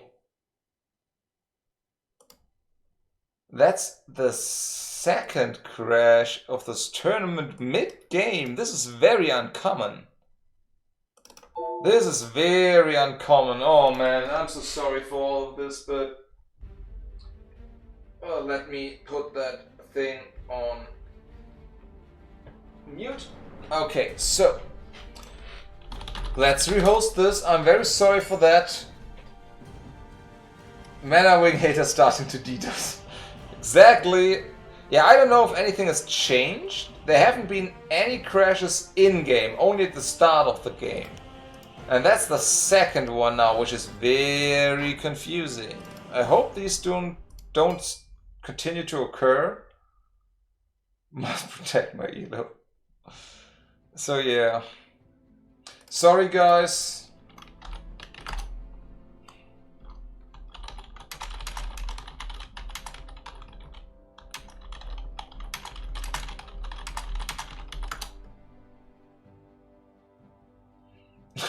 Root network. So okay, it's Radiclax versus Frost Avatar again. We are going to game number 2. Radiclax is up 1-0.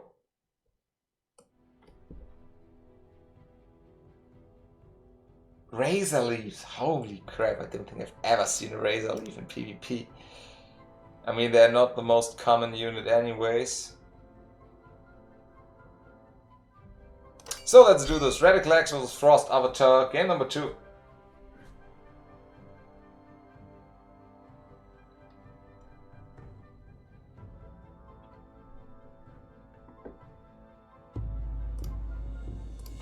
So I hope that we won't be disturbed by more crashes. In the north again, Radiclax with nature. In the south, Frost Avatar with fire. Toggy doesn't like trees. Oh, I love trees. But no, I hate tree spirits. I admit it. Tree spirits are the worst. Damn, do I hate those tree spirit thingies. They used to ruin the experience for me, within the first weeks because I had no idea how to counter them. So, one power well for everyone again. But with mortar towers or tanking power wells, these spirits are not that much of a problem. Okay, very calm start here. Finally, some archer units going down. The Frost Avatar. And Radiclax retreats. Going again with a mana wing. Porting in. Spacing with the spiked Swift Claw and jumping around with a Mana Wing. Alright, I'll be damned if that works, but let's see what Radical Axe can do here. Of course you need heal for these boys, because, well, they are very squishy, and the Mana Wing dies. I would say he tried, but Mana Wings... Oh man, he's still not giving up on the Mana Wings. I would love to see them work, but I don't believe in it. Boom, jumping over, DPSing these guys down, protecting. Oh, never mind. Eruption though taking it, and it's more or less a one fight for Frost Avatar. Yeah, these of course are way too low and need to be replaced. And Radical Axe in defensive mode now with a Dryad. And a second Dryad will be able to hold. Oh, Frost Avatar sacrificing these archers, not attacking, taking the second power wells for both, so this is more or less equal again. Maybe a little more void power for Frost Avatar.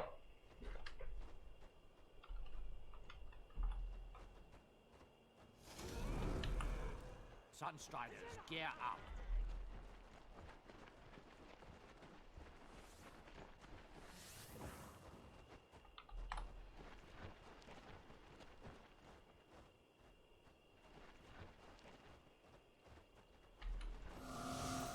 And now we have Dryads with a Mana Wing. He's not giving up on those. Let's see if the Dryads make it possible, but this Eruption, double Eruption, but countered by a Surge of Light. Is it enough though? They're all pretty low.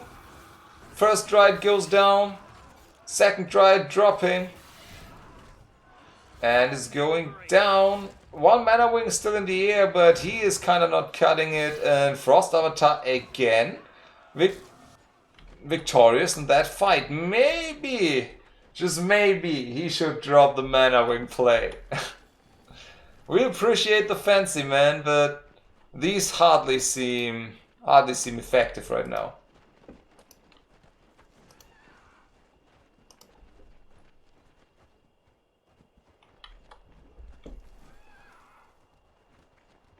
Never mind, more and more Mana Wings are streaming in. He's not giving up on those.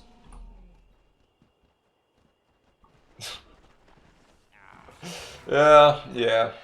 He's not listening to me, which is okay. This time the heal perfectly countering that Eruption, and suddenly these Mana Wings look pretty damn good. I mean, yeah, their counter is the Sunstriders, and they die very quickly to Mana Wings. Microing back that the low one with a blink. But the numbers, man, these Sunstriders still doing such a great job versus Mana Wings. Nice micro though, keeping them alive.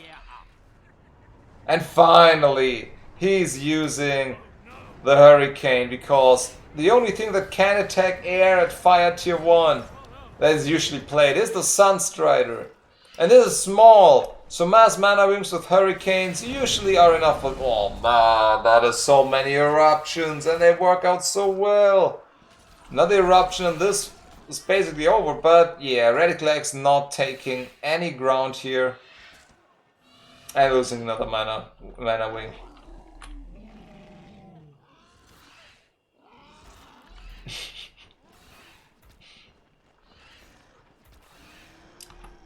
Yeah, and finally we have the text. It's Fire Nature for Frost Avatar and Nature Frost for Radical Axe.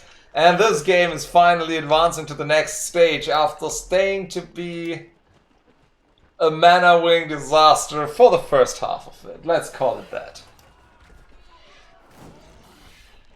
I mean, pretty cool to see new stuff, pretty cool to see the utilization of micro superior units, but inferior in terms of numbers.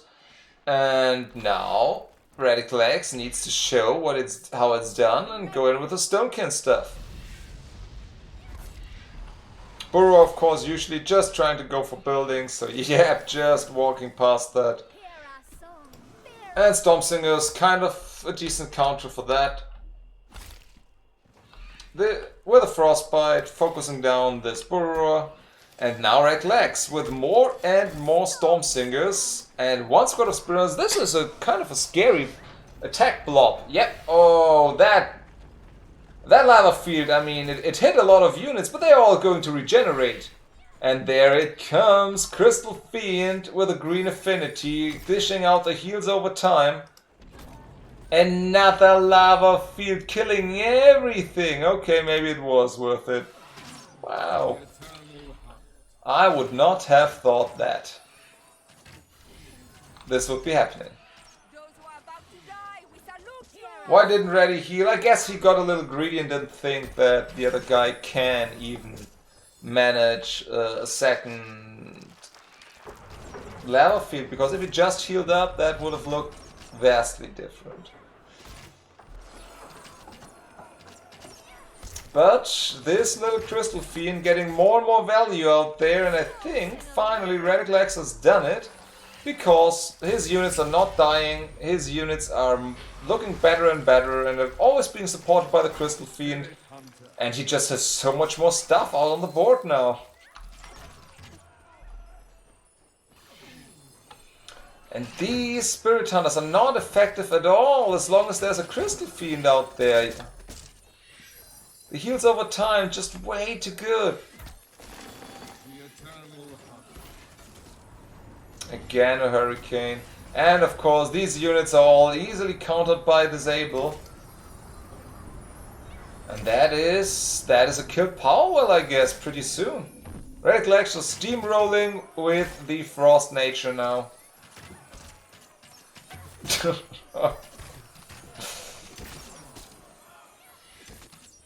That's one power well down. And the rolling continues, even though there is a Burrower counterattack while the Stone Shards are still defending. And the Mana Wing, don't forget the Mana Wing. Spirit Hunter. So the huge Stonekin Death Ball of Radiclex is marching to its next vicinity. Destiny. And this is this power well, which is going down rapidly, by the way. And I think Radiclex with a firm grasp on this game pretty much got it. He's 2 power wells ahead now. And that looks rock solid. What he's doing here looks rock solid. These are way too many units. The value that this Crystal Fiend has dished out over the tops. And yeah, I think Radiclex has done it. Frost Avatars fought bravely, but this might be nothing to come back to. And GG taps out. It's 2-0 for Radiclex.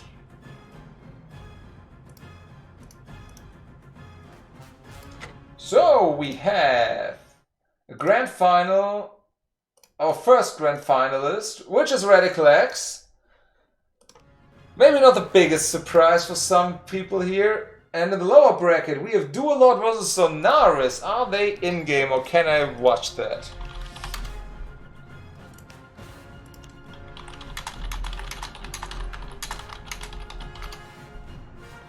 Good, lower bracket is already at the semi-finals.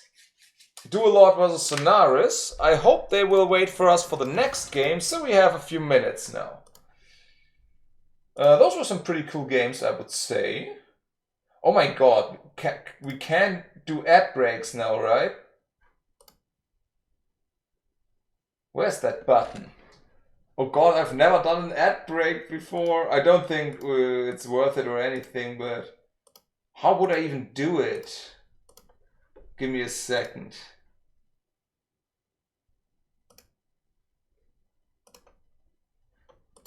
If an ad should start now, then I clicked the wrong button, by the way.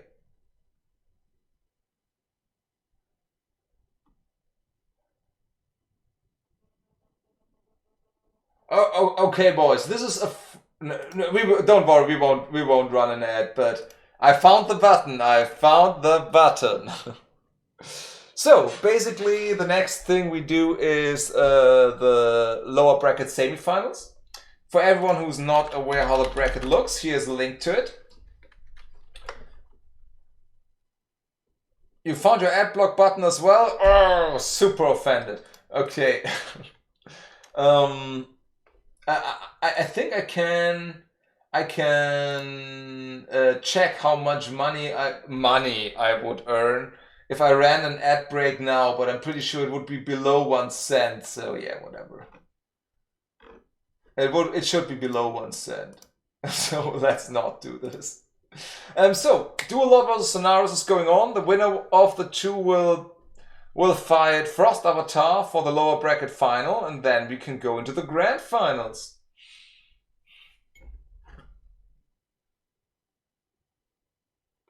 Lower bracket working out wonderfully today. No delays, no rule clarifications that need to be done. Let's call it like that. And yeah, pretty quick, pretty nice today. So, anything else? I should also notify Duel Lords so both people know. Come on, finally.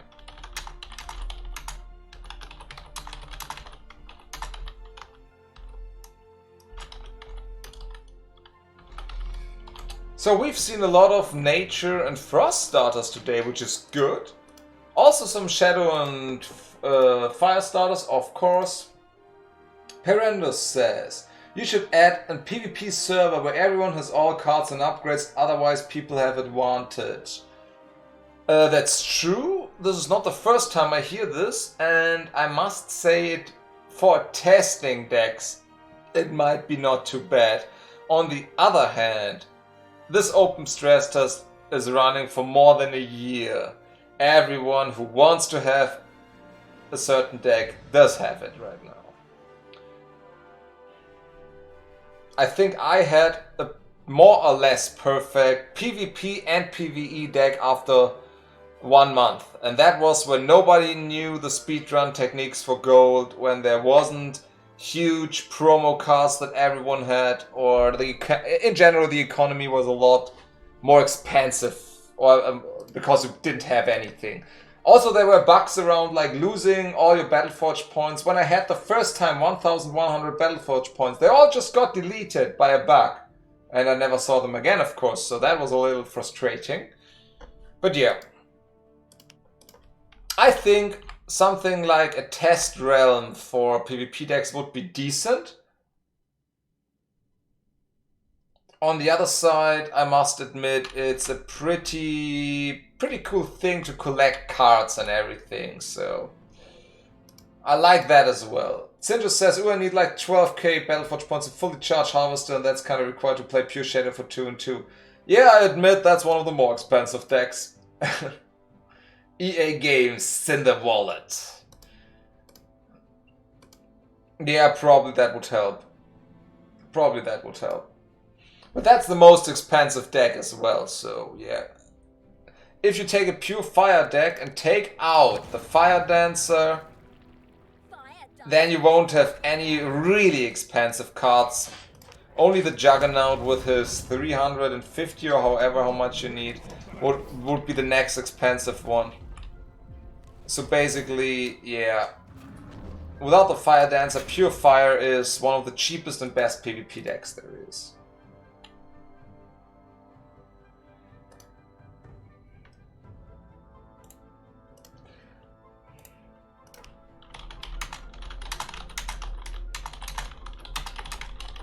And nice. We have a 1-1 between Zonaris and Duel Lord. And Zonaris is map choice, so we are continuing with the tournament. And we go to a Lion. Nice. We see a lot of a Lion today. But yeah, I mean, what's Fire Dancer at currently? I mean, I have no idea if there's even one sold, right? Oh, I should specify. Fire D. Fire Dancer? One word? Fire Dancer. 2000. Yeah, that's a lot. Game's open. Dual Lord and Zonaris, they are coming nice.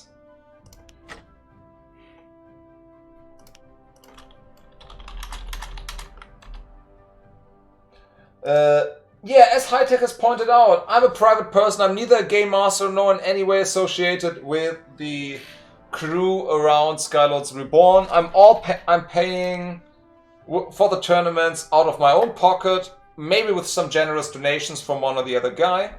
Otherwise, it's only the stuff I earn anymore. So yeah, I couldn't give you all the cards anyway if I wanted to. So right now we have to stick to this, to what we have. So, Dual Lord vs Zonaris. This is the lower bracket semi-final. This is the deciding game. I think the score is 1-1. And as soon as Dual Lord is ready, we can start. Oh, Zinjo. You're flattering me. Bob der Baumeister. Oh, okay. Bob the Builder in German. And here we go, Dual Lord vs Zonaris.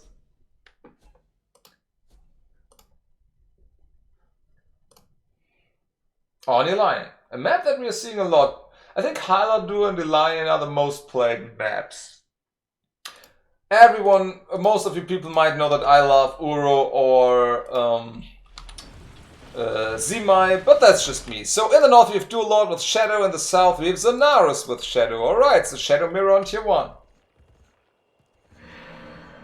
Let's see how this plays out. This is the deciding match. We already got a second Dread Charger coming in. Alright, interesting choice.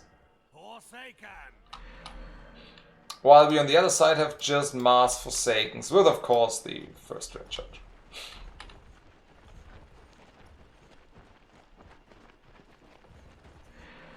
We should really have a contest to make new official PvP maps at some point. Absolutely.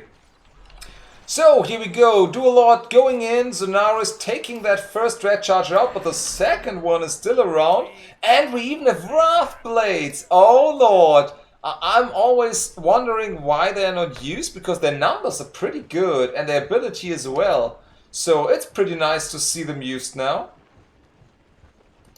I mean, if the developers will not make a map making contest, I will make one. Don't worry guys, don't you worry. But just right now, I don't think we have more than 1 or 2 people who are even interested in making maps, so maybe that needs to wait for the release.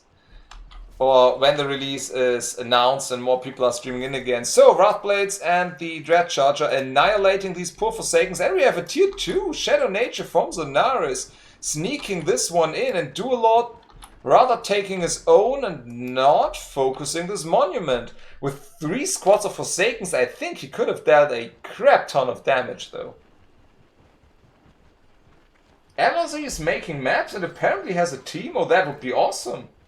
That would be really awesome. But yeah, as I said, if the devs are not sponsoring some community-made PvP maps, don't worry, boy, and I think they will, then I'll do it. So, Dark Assassins are up, and of course Dark Assassins pretty damn good against small units. And we have pure Shadow versus Shadow Nature. Interesting. I'm not too familiar with this matchup. And yeah, that's basically how it plays though. Disabling the Shadow Mages and focusing them down.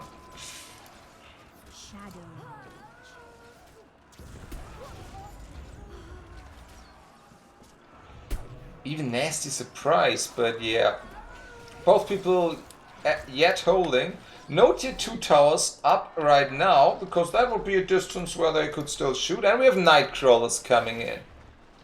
I mean, the Harvester not too good versus Nature in general, so I don't think we will see him here. But what we might see is Mars Shadow Mages with Nether Wall.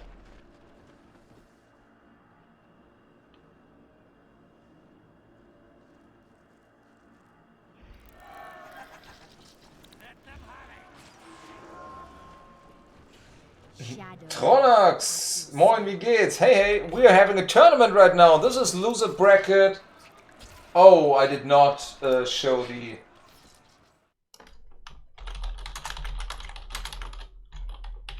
I did not show the right thing on the overlay. I'm sorry. So, okay, I need to fix that soon. But we have a fight right now. More and more Shadow Mages are streaming in. Forsaken is frenzied. Nightcrawler's frenzied.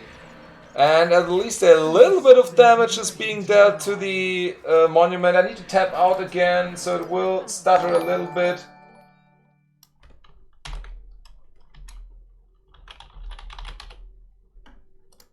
Okay, that's better. And we're in again. Dual Lord looking pretty good here with his pressure of the pure shadow attack here against this rather greedy and sneaky monument. No additional powers up as of now, and these Shadow Mages' damage should be enough to kill the monument.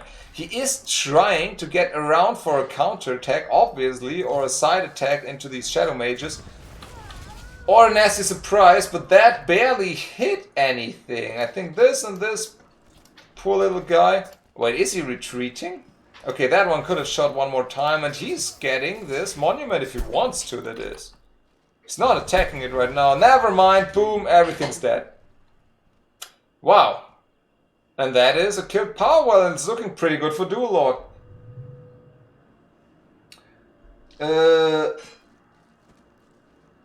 Chinese and Japanese letters. Kanji and Hiragana. Thank you for the host. I guess.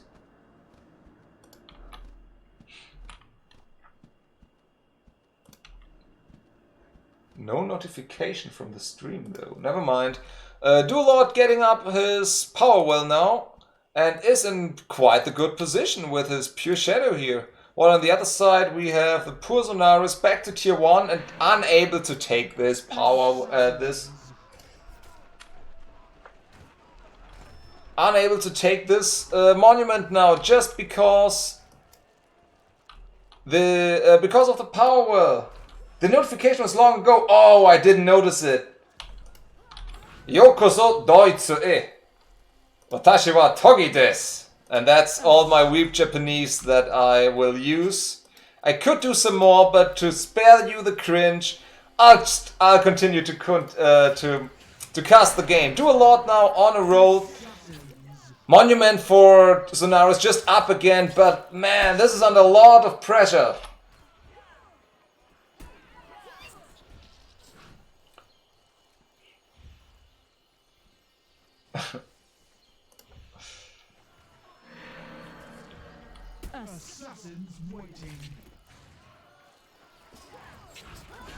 And man, this monument again dropping low. The power well advantage for Dual Lord. This is all looking like his game all along.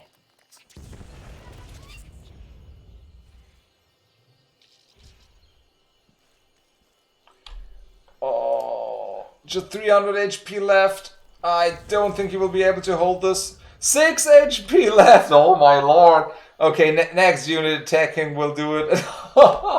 Getting walled, Zonaris. That's awesome. So just in time. Wow, your German is really good, man. I'm streaming in English though, so I usually don't answer in German. But you're welcome to take up this game again. It's up. The project will be linked in the chat right now. And finally getting in there with the Nether Warp, taking out the monument, and with that, I must really say it's looking grim for Zonaris.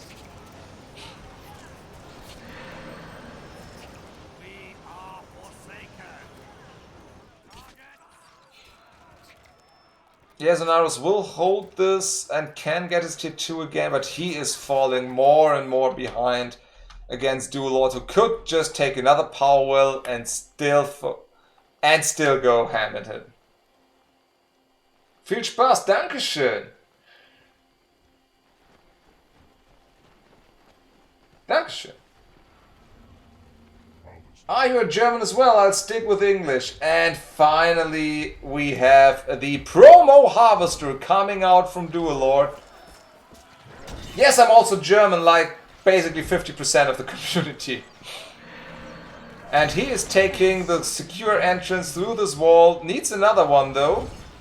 And with the life weaving up, he can deal more damage. But man, against nature, it's always a problem to take down, to decent damage with the harvester. There's just so much disable. Now the curse of Oink will hit him. I'm pretty sure it will. Oh, Bob first hit with the unholy strength, and there it is, the curse of Oink. With the life weaving is pretty good though. He needs to put them all on stop though, otherwise he's getting out quicker, and here we are. And that is a kill tier 2. And if he can escape to heal up again, then this finally will be over. Pure Shadow showing why it's boss.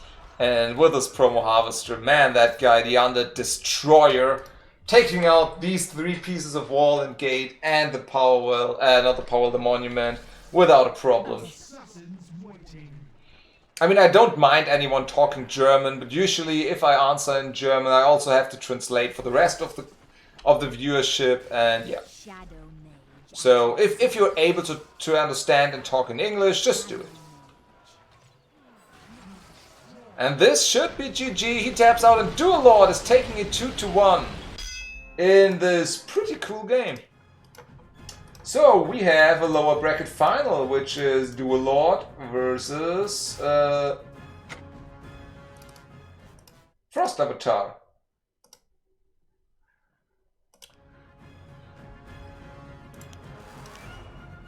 I'll be hosting for you boys.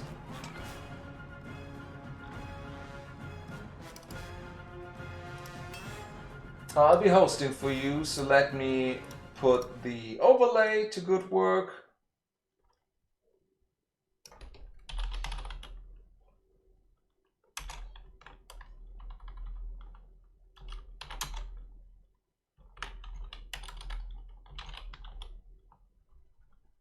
Lower bracket final, Dual Lord versus Frost Avatar. 0-0, that looks good. So, Dual Lord's already in, Frost Avatar's in as well.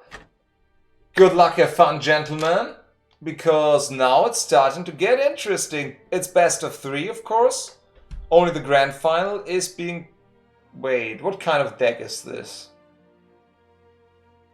I hope this doesn't cause any crashes. Is it just an empty deck? Then alright, then fine by me.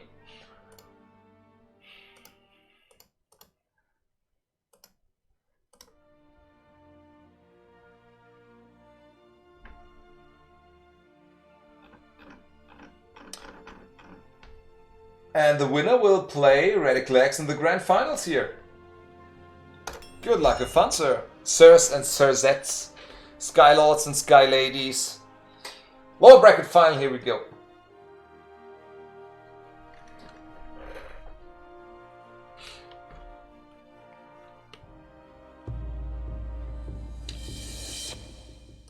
In the northeast, northwest, we have Frost Avatar with fire. In the southeast, we have Dual Lord with shadow.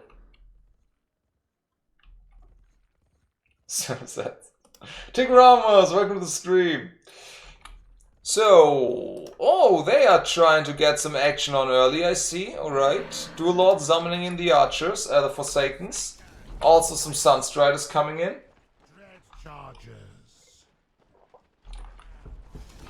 And chasing down the low HP Dread Charger here, but that might be one huge explosion.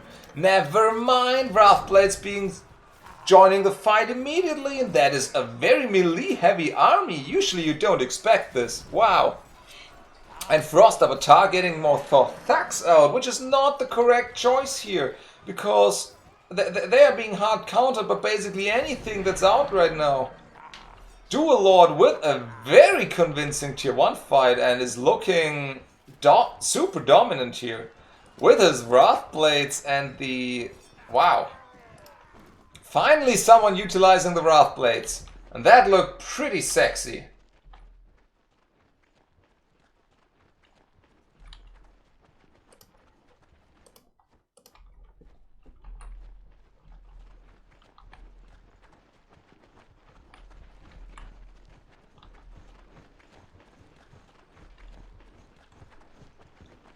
Duelord taking the first power well. He can do it. He won the first fight. He has still the bigger army. And is pushing poor Frost Avatar back to his base.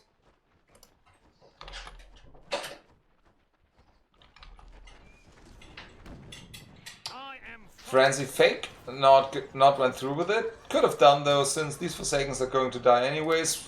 Using some units here to deflect, but Duelord doesn't have to deal any damage here. He's going to tier 2 and he's having another power well. Oh crap. Frost Avatar needs to make something work very, very early on. Dinosaur guys suck. You mean scavengers? Alright. And that is... Wow, we're seeing pure shadow again from Duelord here. Cool. So maybe another harvester, especially against fire, they're pretty good, but yeah, I guess we're just seeing some night crawlers to end this. Power coming up now as well for Frost Avatar, but I can't see him teching to tier 2. If he takes the tech to tier 2, I think Duelord can just roll him over. Sunstriders.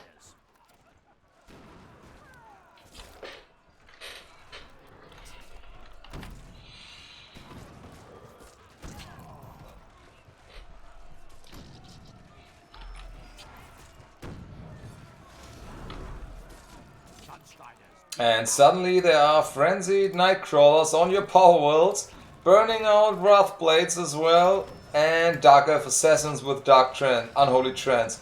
This is looking very, very rough. Yep, there's the tier 2 tech, it's not done yet, and he paid with at least one power world for it. Frost Avatar looking in the ropes right now.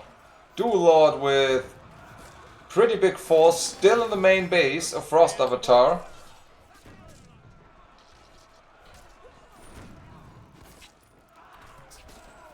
And he's even focusing out the Ghost Spears. He doesn't have to do this, especially not with a dazed Nightcrawler. But it's getting out of the dazed, more units are streaming in, and this is looking super, super rough. Another power well about to fall. And with that, Frost Avatar in a questionable position. Oh, how close. Just barely not hitting the second squad of Dark Elf Assassins with a Hurricane.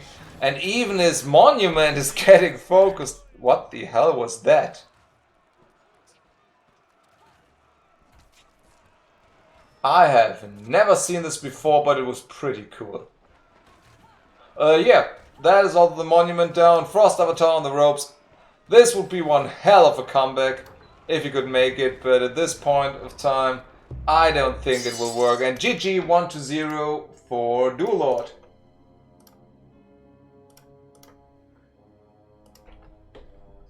Bug abuse. I don't think so. Oh wow, Tigramas, thank you so much for a subscription.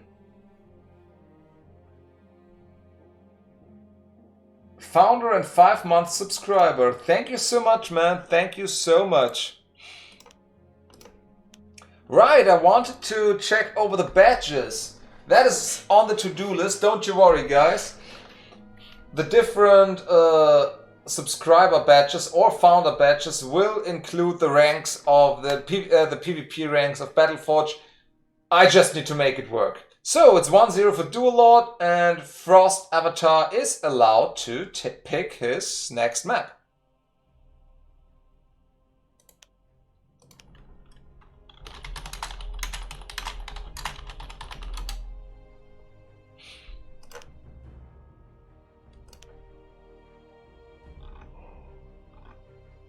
Oh, sorry, and we're going to the good old Haladur.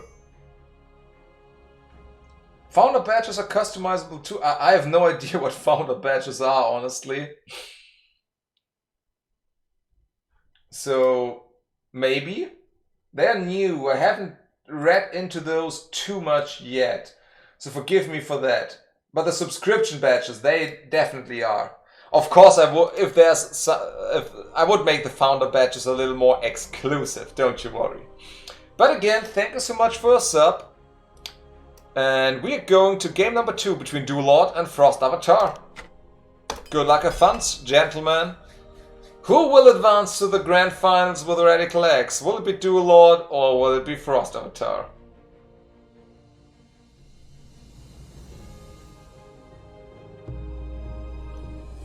And in the north, Dual Lord going in with a Scavenger. In the south, Frost Avatar also with a Scavenger. So we're having a fire mirror here now. Alright, alright. Let's see how these work out.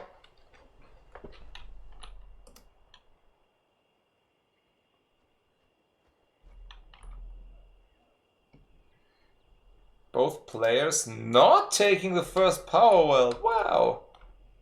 Usually it's considered safe. Ara says, I will win this entire tournament. Sure, sure. You're free to participate next time. Sunstriders move out. Unless you do Lord, and then it might be okay. I don't know his name or if he's on Twitch. But never mind, we have very close position in terms of power worlds now. Remember, tier 1 towers are not allowed, so no mortar shenanigans on the close range here. But otherwise, go ahead. I mean, Termite Hill is allowed, so maybe you want to play that one.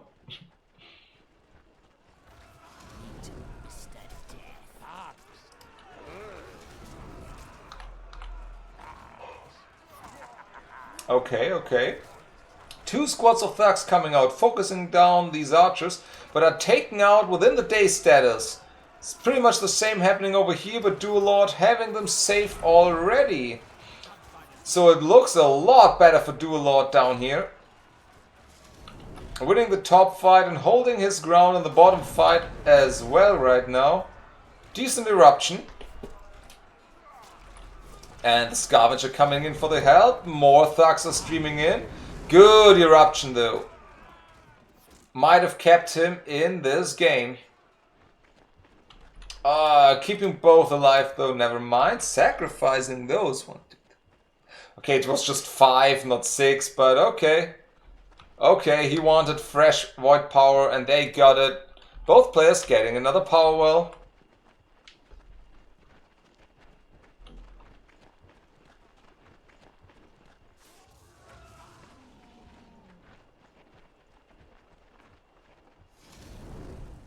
So this has turned into a little less aggressive and more echo-based game.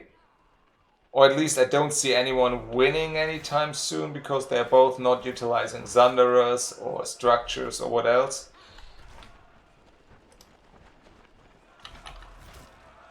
Dual Lord with a little bigger army though.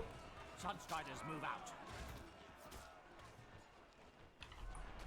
Going in with the Scavenger here, okay. Oh no, don't pull them back, just attack. Alright, losing this part of this squad, but of course keeping it alive. Oh, tag to Pure Fire tier 2, while Frost Avatar summoned 2 new units. Ah, never mind, he got the tag as well. And it's Fire Nature versus Pure Fire. Usually this is good for Pure Fire Nature at the beginning of tier 2. And the later we get, the better it is for Pure Fire. So on tier 3, Pure Fire has a big advantage. On late tier 2 with a big amount of void power, usually Pure Fire is an advantage as well.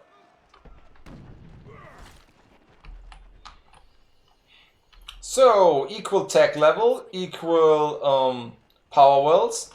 And immediately getting out the Fire Dancer, having no anti-air right now, but of course that will be an eruption with a Breath of the Skyfire Drake.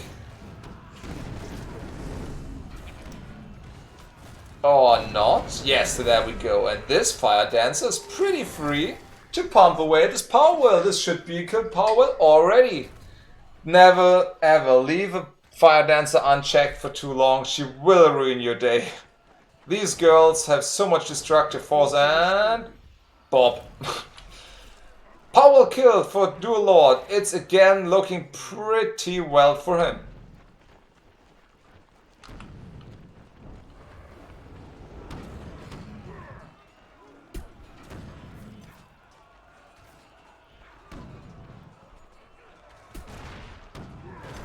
closer. Yeah, this should be a rather easy defense for Dual Lord since it's its home turf and Frost Avatar doesn't really have any siege units. Usually the superiority of Fire Nature comes through utilizing heals and Curse of Oink. We haven't seen either yet.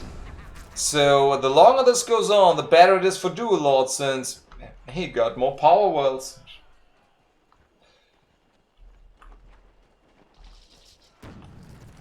There are some Sky Fiends dealing massive damage against small units and usually the go-to counter for Ghost Spears or Spirit Archers, Spirit Hunters. Good old Skyfire Drakes, of course. Main damage source. Okay, some shenanigans are going on here.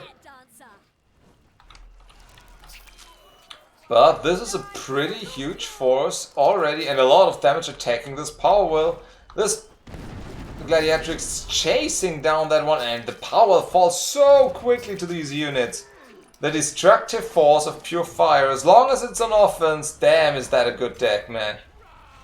Damn is that a good deck. That was a, let's say, questionable wildfire, but on the other hand, he's ahead by 2 power wells now. And it doesn't really matter. Unless this attack by Frost Avatar is netting him at least 1 power well. Better even more. That eruption, man. Killing 2 units. And with the... oh man, with the Fire Dancer even got knockback for the Ghost Spears. Countering them as well with the Wildfire, so they shouldn't be able to deal that much damage. But never mind, here comes the heal.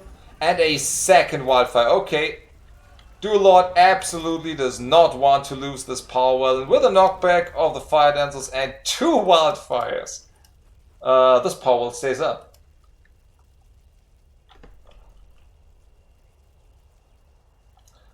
And as soon as this power is repaired, which is now, I guess, Frost Avatar is in a very tough spot. Very, very tough spot. Being behind by 2 power wells for a longer time. Now also the matchup.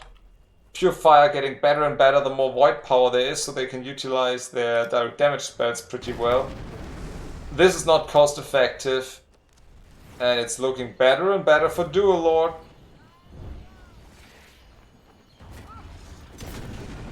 Oh, just getting just 1 shot off. Immediately being able to reinforce. This is GG. Even if this guy kills the entire base now. This is not looking good for Frost Avatar. Definitely not. Enforcer respond. Yeah, he can even go out of his way to summon 2 Enforcers to clean that bug up. And Bob, tier 2 is gone. Frost Avatar's back in the Stone Age at tier 1. And this is looking really rough for him.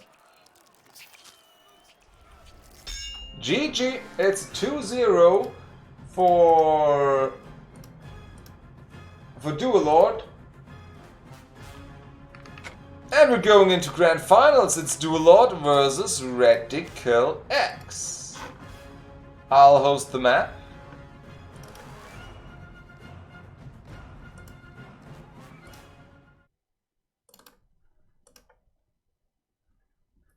Alright, Grand Finals, Dual Lords vs Radical X. It's best of 5. The Grand Finale. Grand Final. It's best of 5 and it's Dual Lord versus Radical X. Okay. Oh, sorry, I'm on the spot. It's getting a little dark in here, a little gloomy. Let me put on some lights.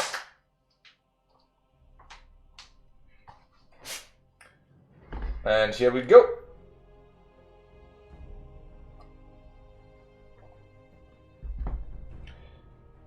Dual Lord, of course, can have his little break since he was playing more or less non-stop.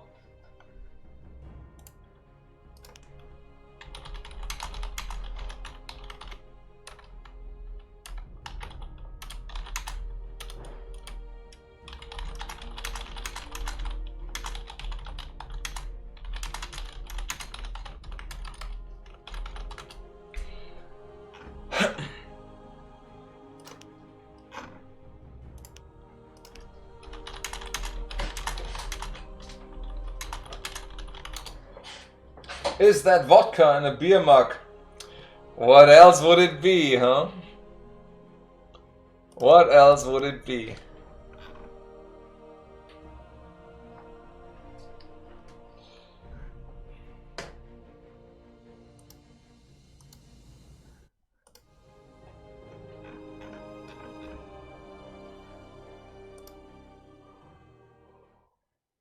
Oh, sorry.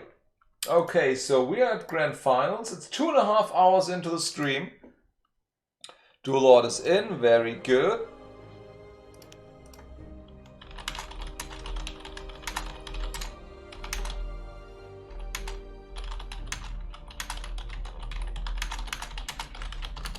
Okay, I think we're good to go.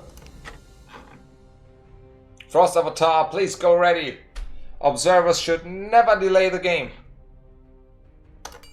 Here we go. Game number 1 in our Grand Finals.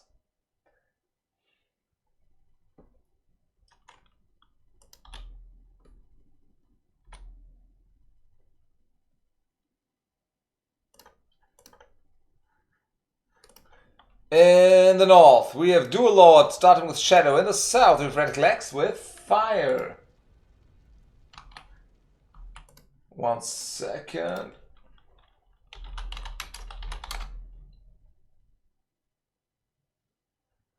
Okay, so we have Fire versus Shadow. Red Legs with Fire here. Getting up the power well, and now probably they will meet up to exchange some blows in the middle. Who will come out on top?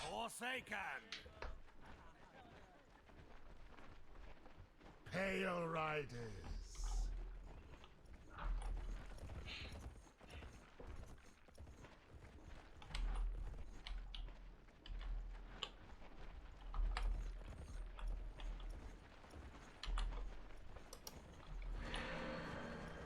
Forsaken, obey. And we have contact. We have archers and a scavenger attacking the Strat Charger, and basically the same on the side as well. We're having Wrathblades in the mix. No Eruption or Thugs as of yet, and Red Legs with more Sunstriders. Not using the Thugs. Interesting choice. Taking a better position first and then shooting away. More and more, just going for the old school Mars Sunstrider strategy. Motivate going down, but that's only for 1 squad of Forsakens. I don't know if that's worth it. Finally, the Thugs are coming out, and this is looking like a pretty decent fight for Red Legs. This might even explode. Boom, everything's dead, but this last one of Sunstriders. Okay, 31 HP. This is not the best position to be in, but he could take a better position in the map at all by taking this power well. I guess these power wells are going to take next by Dual Lord, but Red Legs can attack. Red Legs has better map control. Oh, is Dual Lord going over here for the map, for the better map position? That might make sense. That makes sense.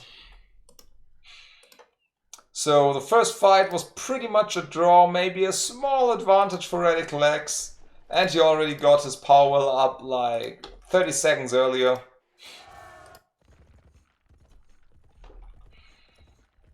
Oh, but never mind. Never mind. They both got 3 power wells up. So that's a lot of power coming their way very soon. Which is good. More power wells now, more action later, you know.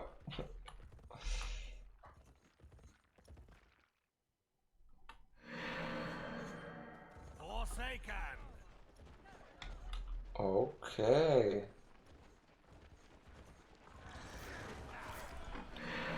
And again with the Wrathblades, they are so cool! But they are still dazed, and when they are even slowed with a crippling bite, dying very quickly. More and more archers are streaming in.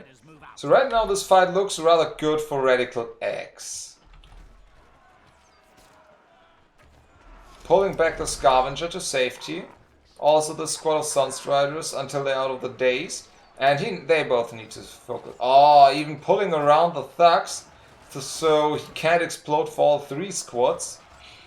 And these are going to die anyways, but probably are taking these squads with them. So that was more or less a draw.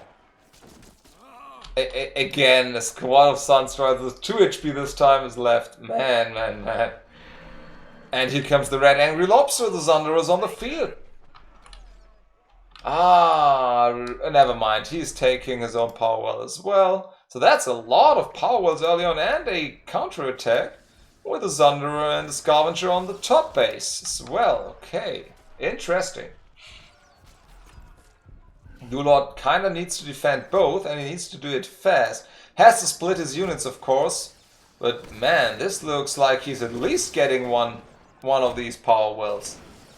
Top one is dropping, okay, bottom one is defended, top one is down. Radical X taking out a power well from Dual and thus pulling ahead in this match.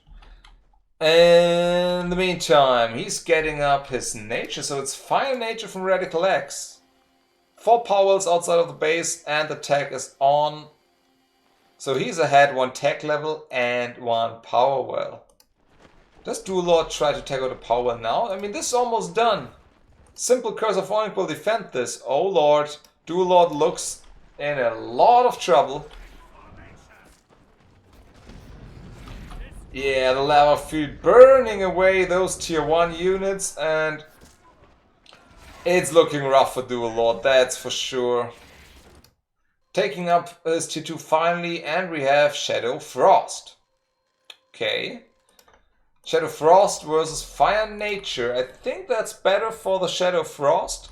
The matchup's not too far apart though. And Radical X has 1 more power well. He is the one to make the aggressive plays here. And here they come. Little Scythe Fiends waddling their way forward to their target, which is these power wells.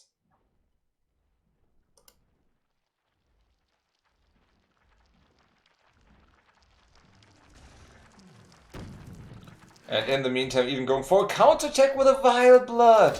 I've never seen that from him before. Vile Blood is a very often played siege unit that deals crap ton of damage. Especially these units are not very effective and oh my god, this poor power well. I'll show the power well. It will drop so fast. And these guys are dealing more damage than a Fire Dancer. But he's winning the fight at the bottom. And this is costing Dual so many resources. Holy crap. Is he even breaking through this Glacier Shell? Heal coming down again. The struggle continues and it looks like Dual having to defend the 2 places at one will at least lose one of these power wells. Damn, this Fatso deals so much damage and bop! Another power well is down. And a 3rd power well is dropping low. This looks like Radical X is taking game number 1 of this grand final. GG.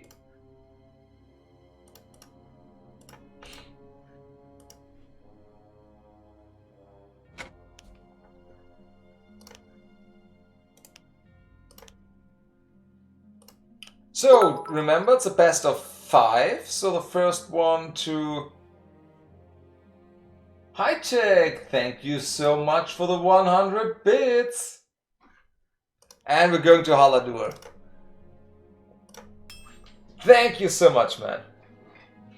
Man, today's tournament is a blast. We have a sub, we have bits, we have a host, everything we need.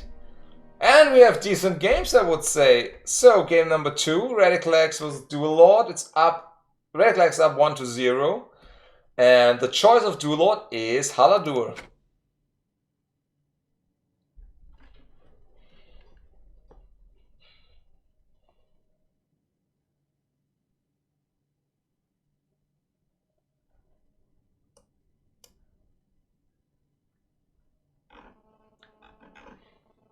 So that was a fire. That was fire from Radical X and Shadow from Dual. Let's see where they go to. But I mean that looks like a fire deck at least.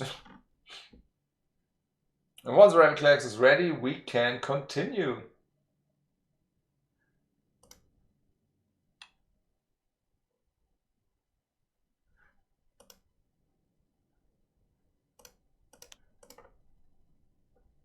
And here we go. Game number 2, Grand Finals, Dual Lord vs Radical X. On Haladu.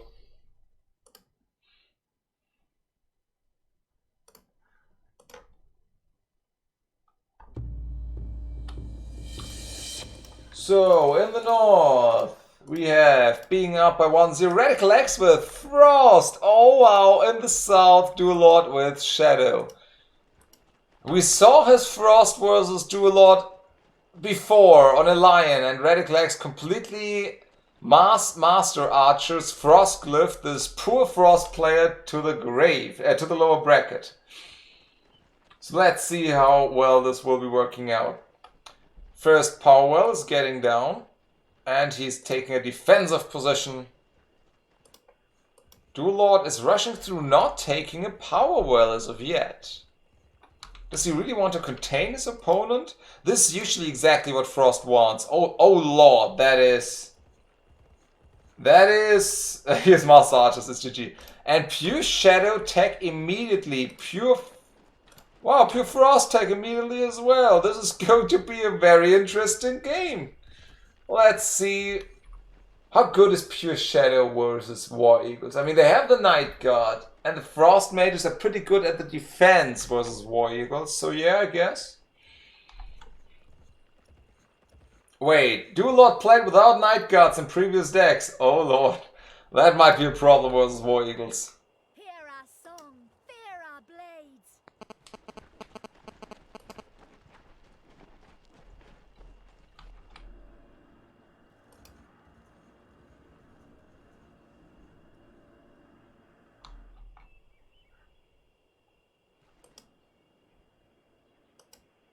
Ruddy playing 4D chess. Oh lord. Okay, we also have a Power Well now up for Dual Lord, so that's even. And nobody really wants to engage in battle yet. Wow. This is, I think, the first time we see this Power Well taken in a tournament. But Dual Lord is basically taking over the entire map in terms of Power Wells. But since if you guys don't know, you can easily take this Power Well if the opponent already took that one. Well, Dual Lord was behind by a little bit of power, he's not anymore. And the first little attack here with a Nightcrawler and some Dark Elf Assassins, but he's turning around and running. Radical X in the meantime trying to get this Power Well position and the orb down here, because he needs to make something happen, otherwise this is going to be really problematic. Pushing back his opponent up here. Down here it's not that easy though. These, when they come out of Dark Trance, Unholy Trance, of course, are not able to attack. It's just Storm Singers, wow.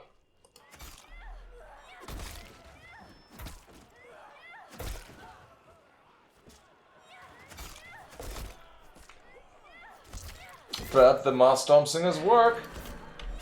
Assassins waiting.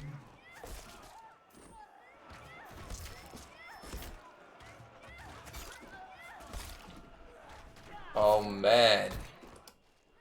And Dual Lord applying some pressure up here, but reinforcements, well, somewhat reinforcements are nearby. And Radical X should be able to take this Power Well if he wants to. Of course, using his ranged units now to kite this Nightcrawler back and forth. With a little counterattack here as well, but of course Shadow Mages destroy everything on defense.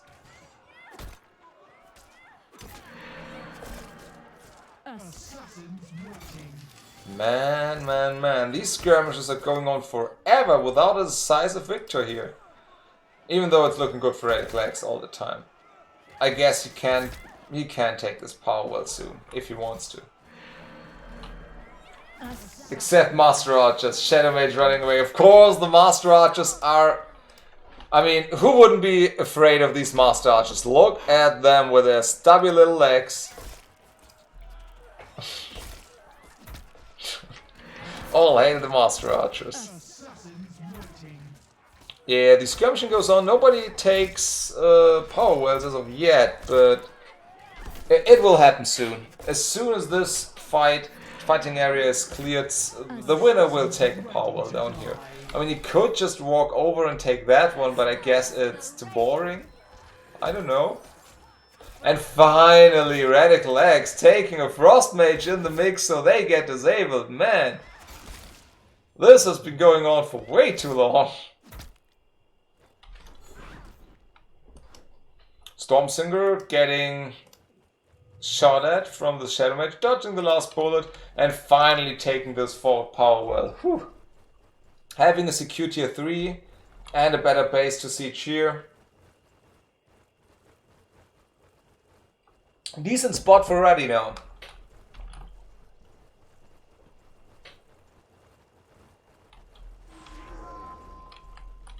Shadow Mage.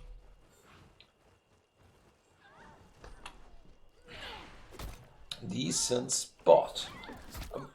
But in terms of power wells, they're equal, so, and their first War Eagle joins the battle. No Night Guard out yet, so that should be quite a lot of damage it can apply.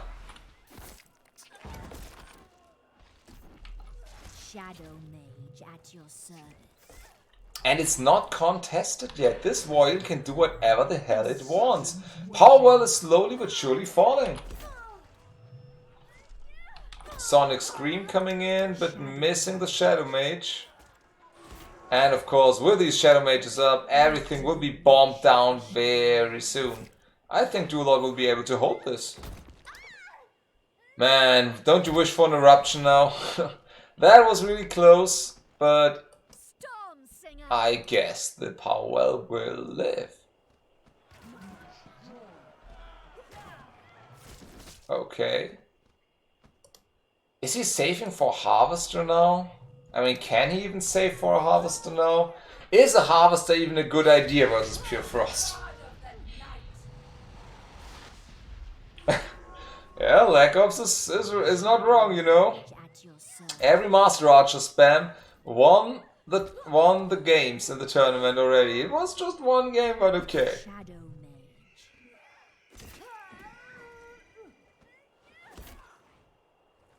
And here it comes, Radical X now owns the Night Guard, Duelord owns the War Eagle, but of course it's always bad to do, or not bad, but problematic to do this next to a Stormsinger. And poor Night Guard is getting bombed out of existence here, never mind, can retreat. So is Radical X taking more power wells, or how does it go from here? Because right now, it's still looking pretty even. Even tech, even power wells. Oh wait. We have tier 3. Oh, tier 3 is on the way. And it's Frost Shadows, so Tremors are in, Timeless Ones are in. And Silverwind Lancers and Ashbone Pyros as well.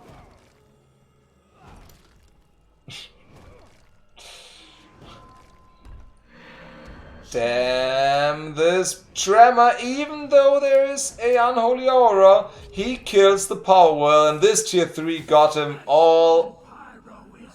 aback here. That was surprising, and now Radical X in a demanding position with a pretty good lead. These tier 3 units will not be denied. And he's defending this power well, and this Ashbone Pyro, whew. This will be very hard for Duelord now to come back to. Of course, freezing stuff works wonders against frenzied units. And yeah, this Ashbone Pyro is just walking forward, kicking this power well down, so that's it. That should be game. Frost, of course, super good at defending, but there it is, Harvester is on the way. Still dazed, doesn't matter though, he's frozen anyway.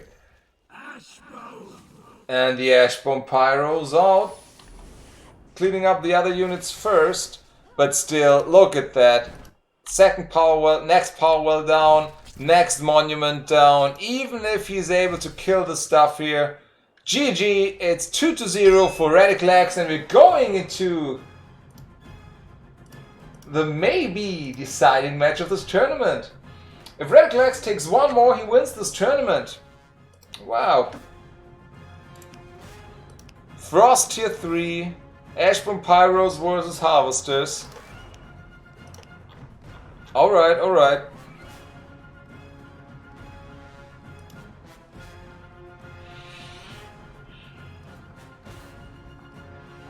Huh. Sorry. Alright. We need a map choice from Duelord.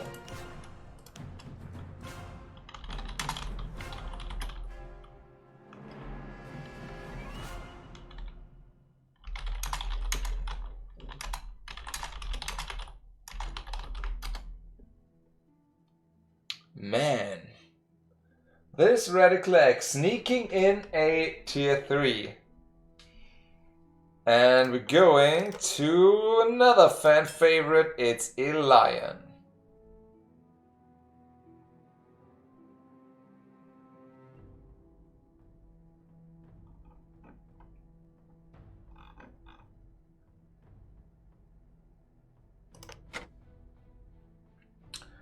So, this might be the last match of this tournament. If Radical X wins, this is over. But Duelord can take it back. He just needs a reverse sweep 3-0, and this would be it. Just like that.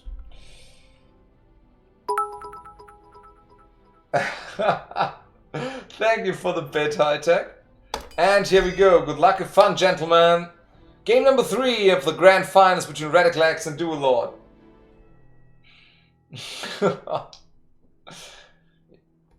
Okay. So in the north, on a lion, we have Radical X with Shadow. In the south, we have Duelord with a Dread Charger. Radical X, the first time with Shadow in this grand final.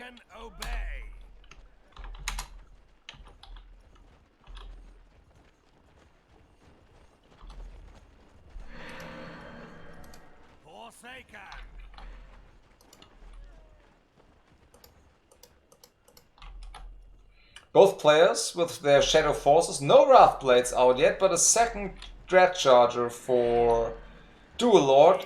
And we have a clash! Forsakens are not... Oh, one squad of Forsaken being frenzied for Duelord. Radical X not motivating as of yet. Focusing down these... Oh, but still some damage and knockback done against Radical X. And Duelord is pushing back Radical X out of the middle. Is he taking a greedy power well now? Or is he needs to keep summoning, I guess. Yeah, he kinda does have to. No frenzies or motivates for Radical X. That's untypical. Usually he does those on time. And Wrathblades are coming out. Oh man, with a burnout ability, of course, with a huge damage buff for 20 seconds and then be equally weakened. But man, Wrathblades are super good.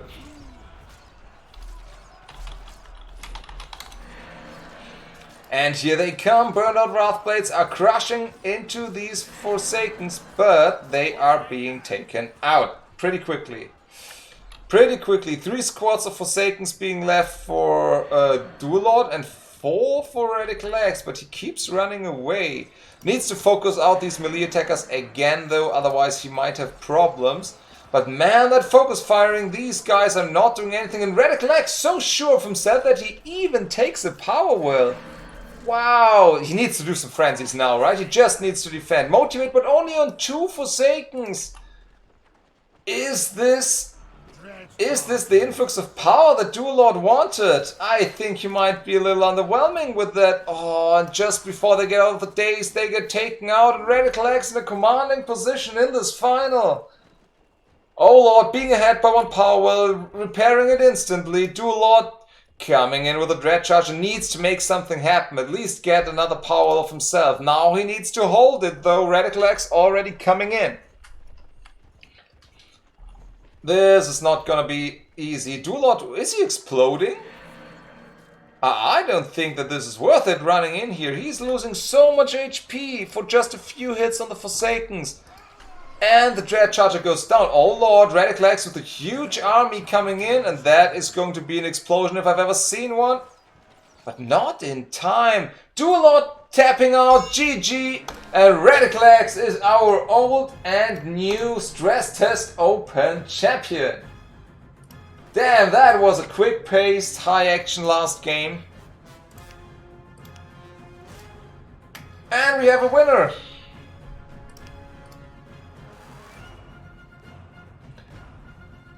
GG's, thank you for everyone participating, and the new and somewhat old champion of the Stress Test Open 12 is Radiclex. So, before you guys run away, there's a few things to say. I'll be streaming more within the next week, don't you worry. So check the channel or my Discord out for new streams. I will announce it within the next 2 or 3 days, a rookie tournament again. So everyone who is kind of new or a little intimidated by the show of Radical X, for example, we will have a tournament for the newcomers of this game where nobody will be allowed to ever, we still have to make that up, but basically get a better win rate than 70% or has ever made it to a gold PvP rank probably. You are allowed to participate in both Old Dirty, you don't have to choose. So that will probably happen in 2 weeks. Stay tuned, check the forum for more infos. And I think with that being said and done, we can start to dish out the prizes. 4th place, winning 300 Battleforge points and a Juggernaut is Zonaris. Prize money. Thank you, sir, for participating in the STO 12. And congratulations for winning, taking the 4th place. That is 300 Battleforge points and a jug. Just before anyone starts to claim again that I'm not dishing out the prizes.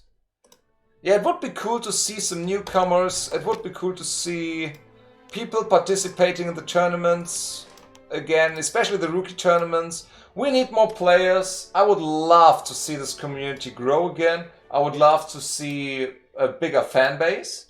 And of course, what was the name of the Frost? Avatar Frost or something with an eye?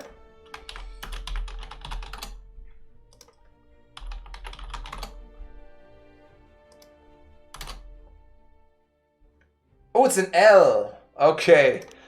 Okay, that got me good. Okay, it's Avatar of Frost. That's correct. It's just Frost Avatar. What the hell?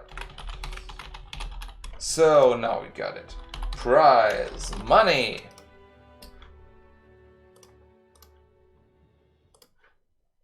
Thank you for participating, sir, in the STO 12. Man, it's 12 already.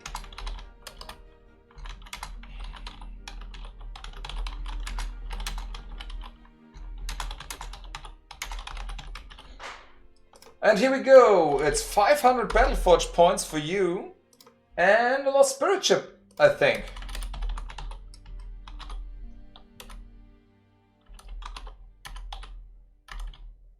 What? Am I doing something wrong here?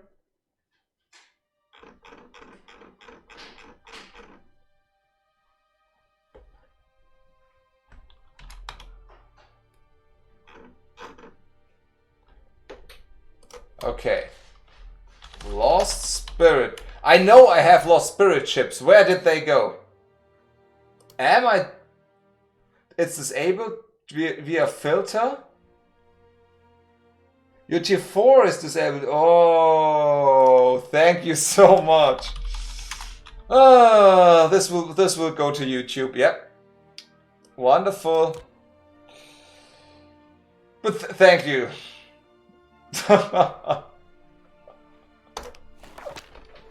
Okay. At least the chat isn't going to YouTube. Of course, the second place was Dualord.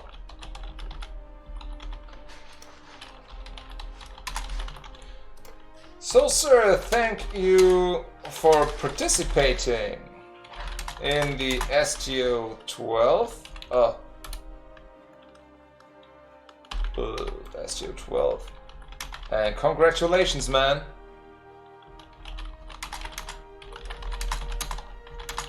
For taking the second place. Which nets him a juicy 750 Battleforge points and I think a Colossus. Here you go, man, you earned it. But the memes are eternal! Yeah, I know. All for the memes, do it for the memes. And of course, Radical X. Thank you for participating and congratulations on taking the... let's say winning, come on winning the STO12. Man, you earned it. Pretty dominant fashion, pretty good games. Frost starter, nature starter, fire starter, shadow starter. He showed you basically everything from mana wings to master archers to pure fire to fire, everything. And his prize is also Nether Warp Green Affinity. So that should be the prizes. I will dish out the participation prizes of 100 Battleforge points for everyone else later who participated. Ciao! So that's it for today. Thank you guys so much for participating. Check the forum within the next 2 weeks for the stress test rookies. Number 4 or 3? I think 4. So we'll have a rookie tournament probably in 2 weeks. It will be announced within the next days. And see you guys next time. Thank you so much for watching. Bye bye.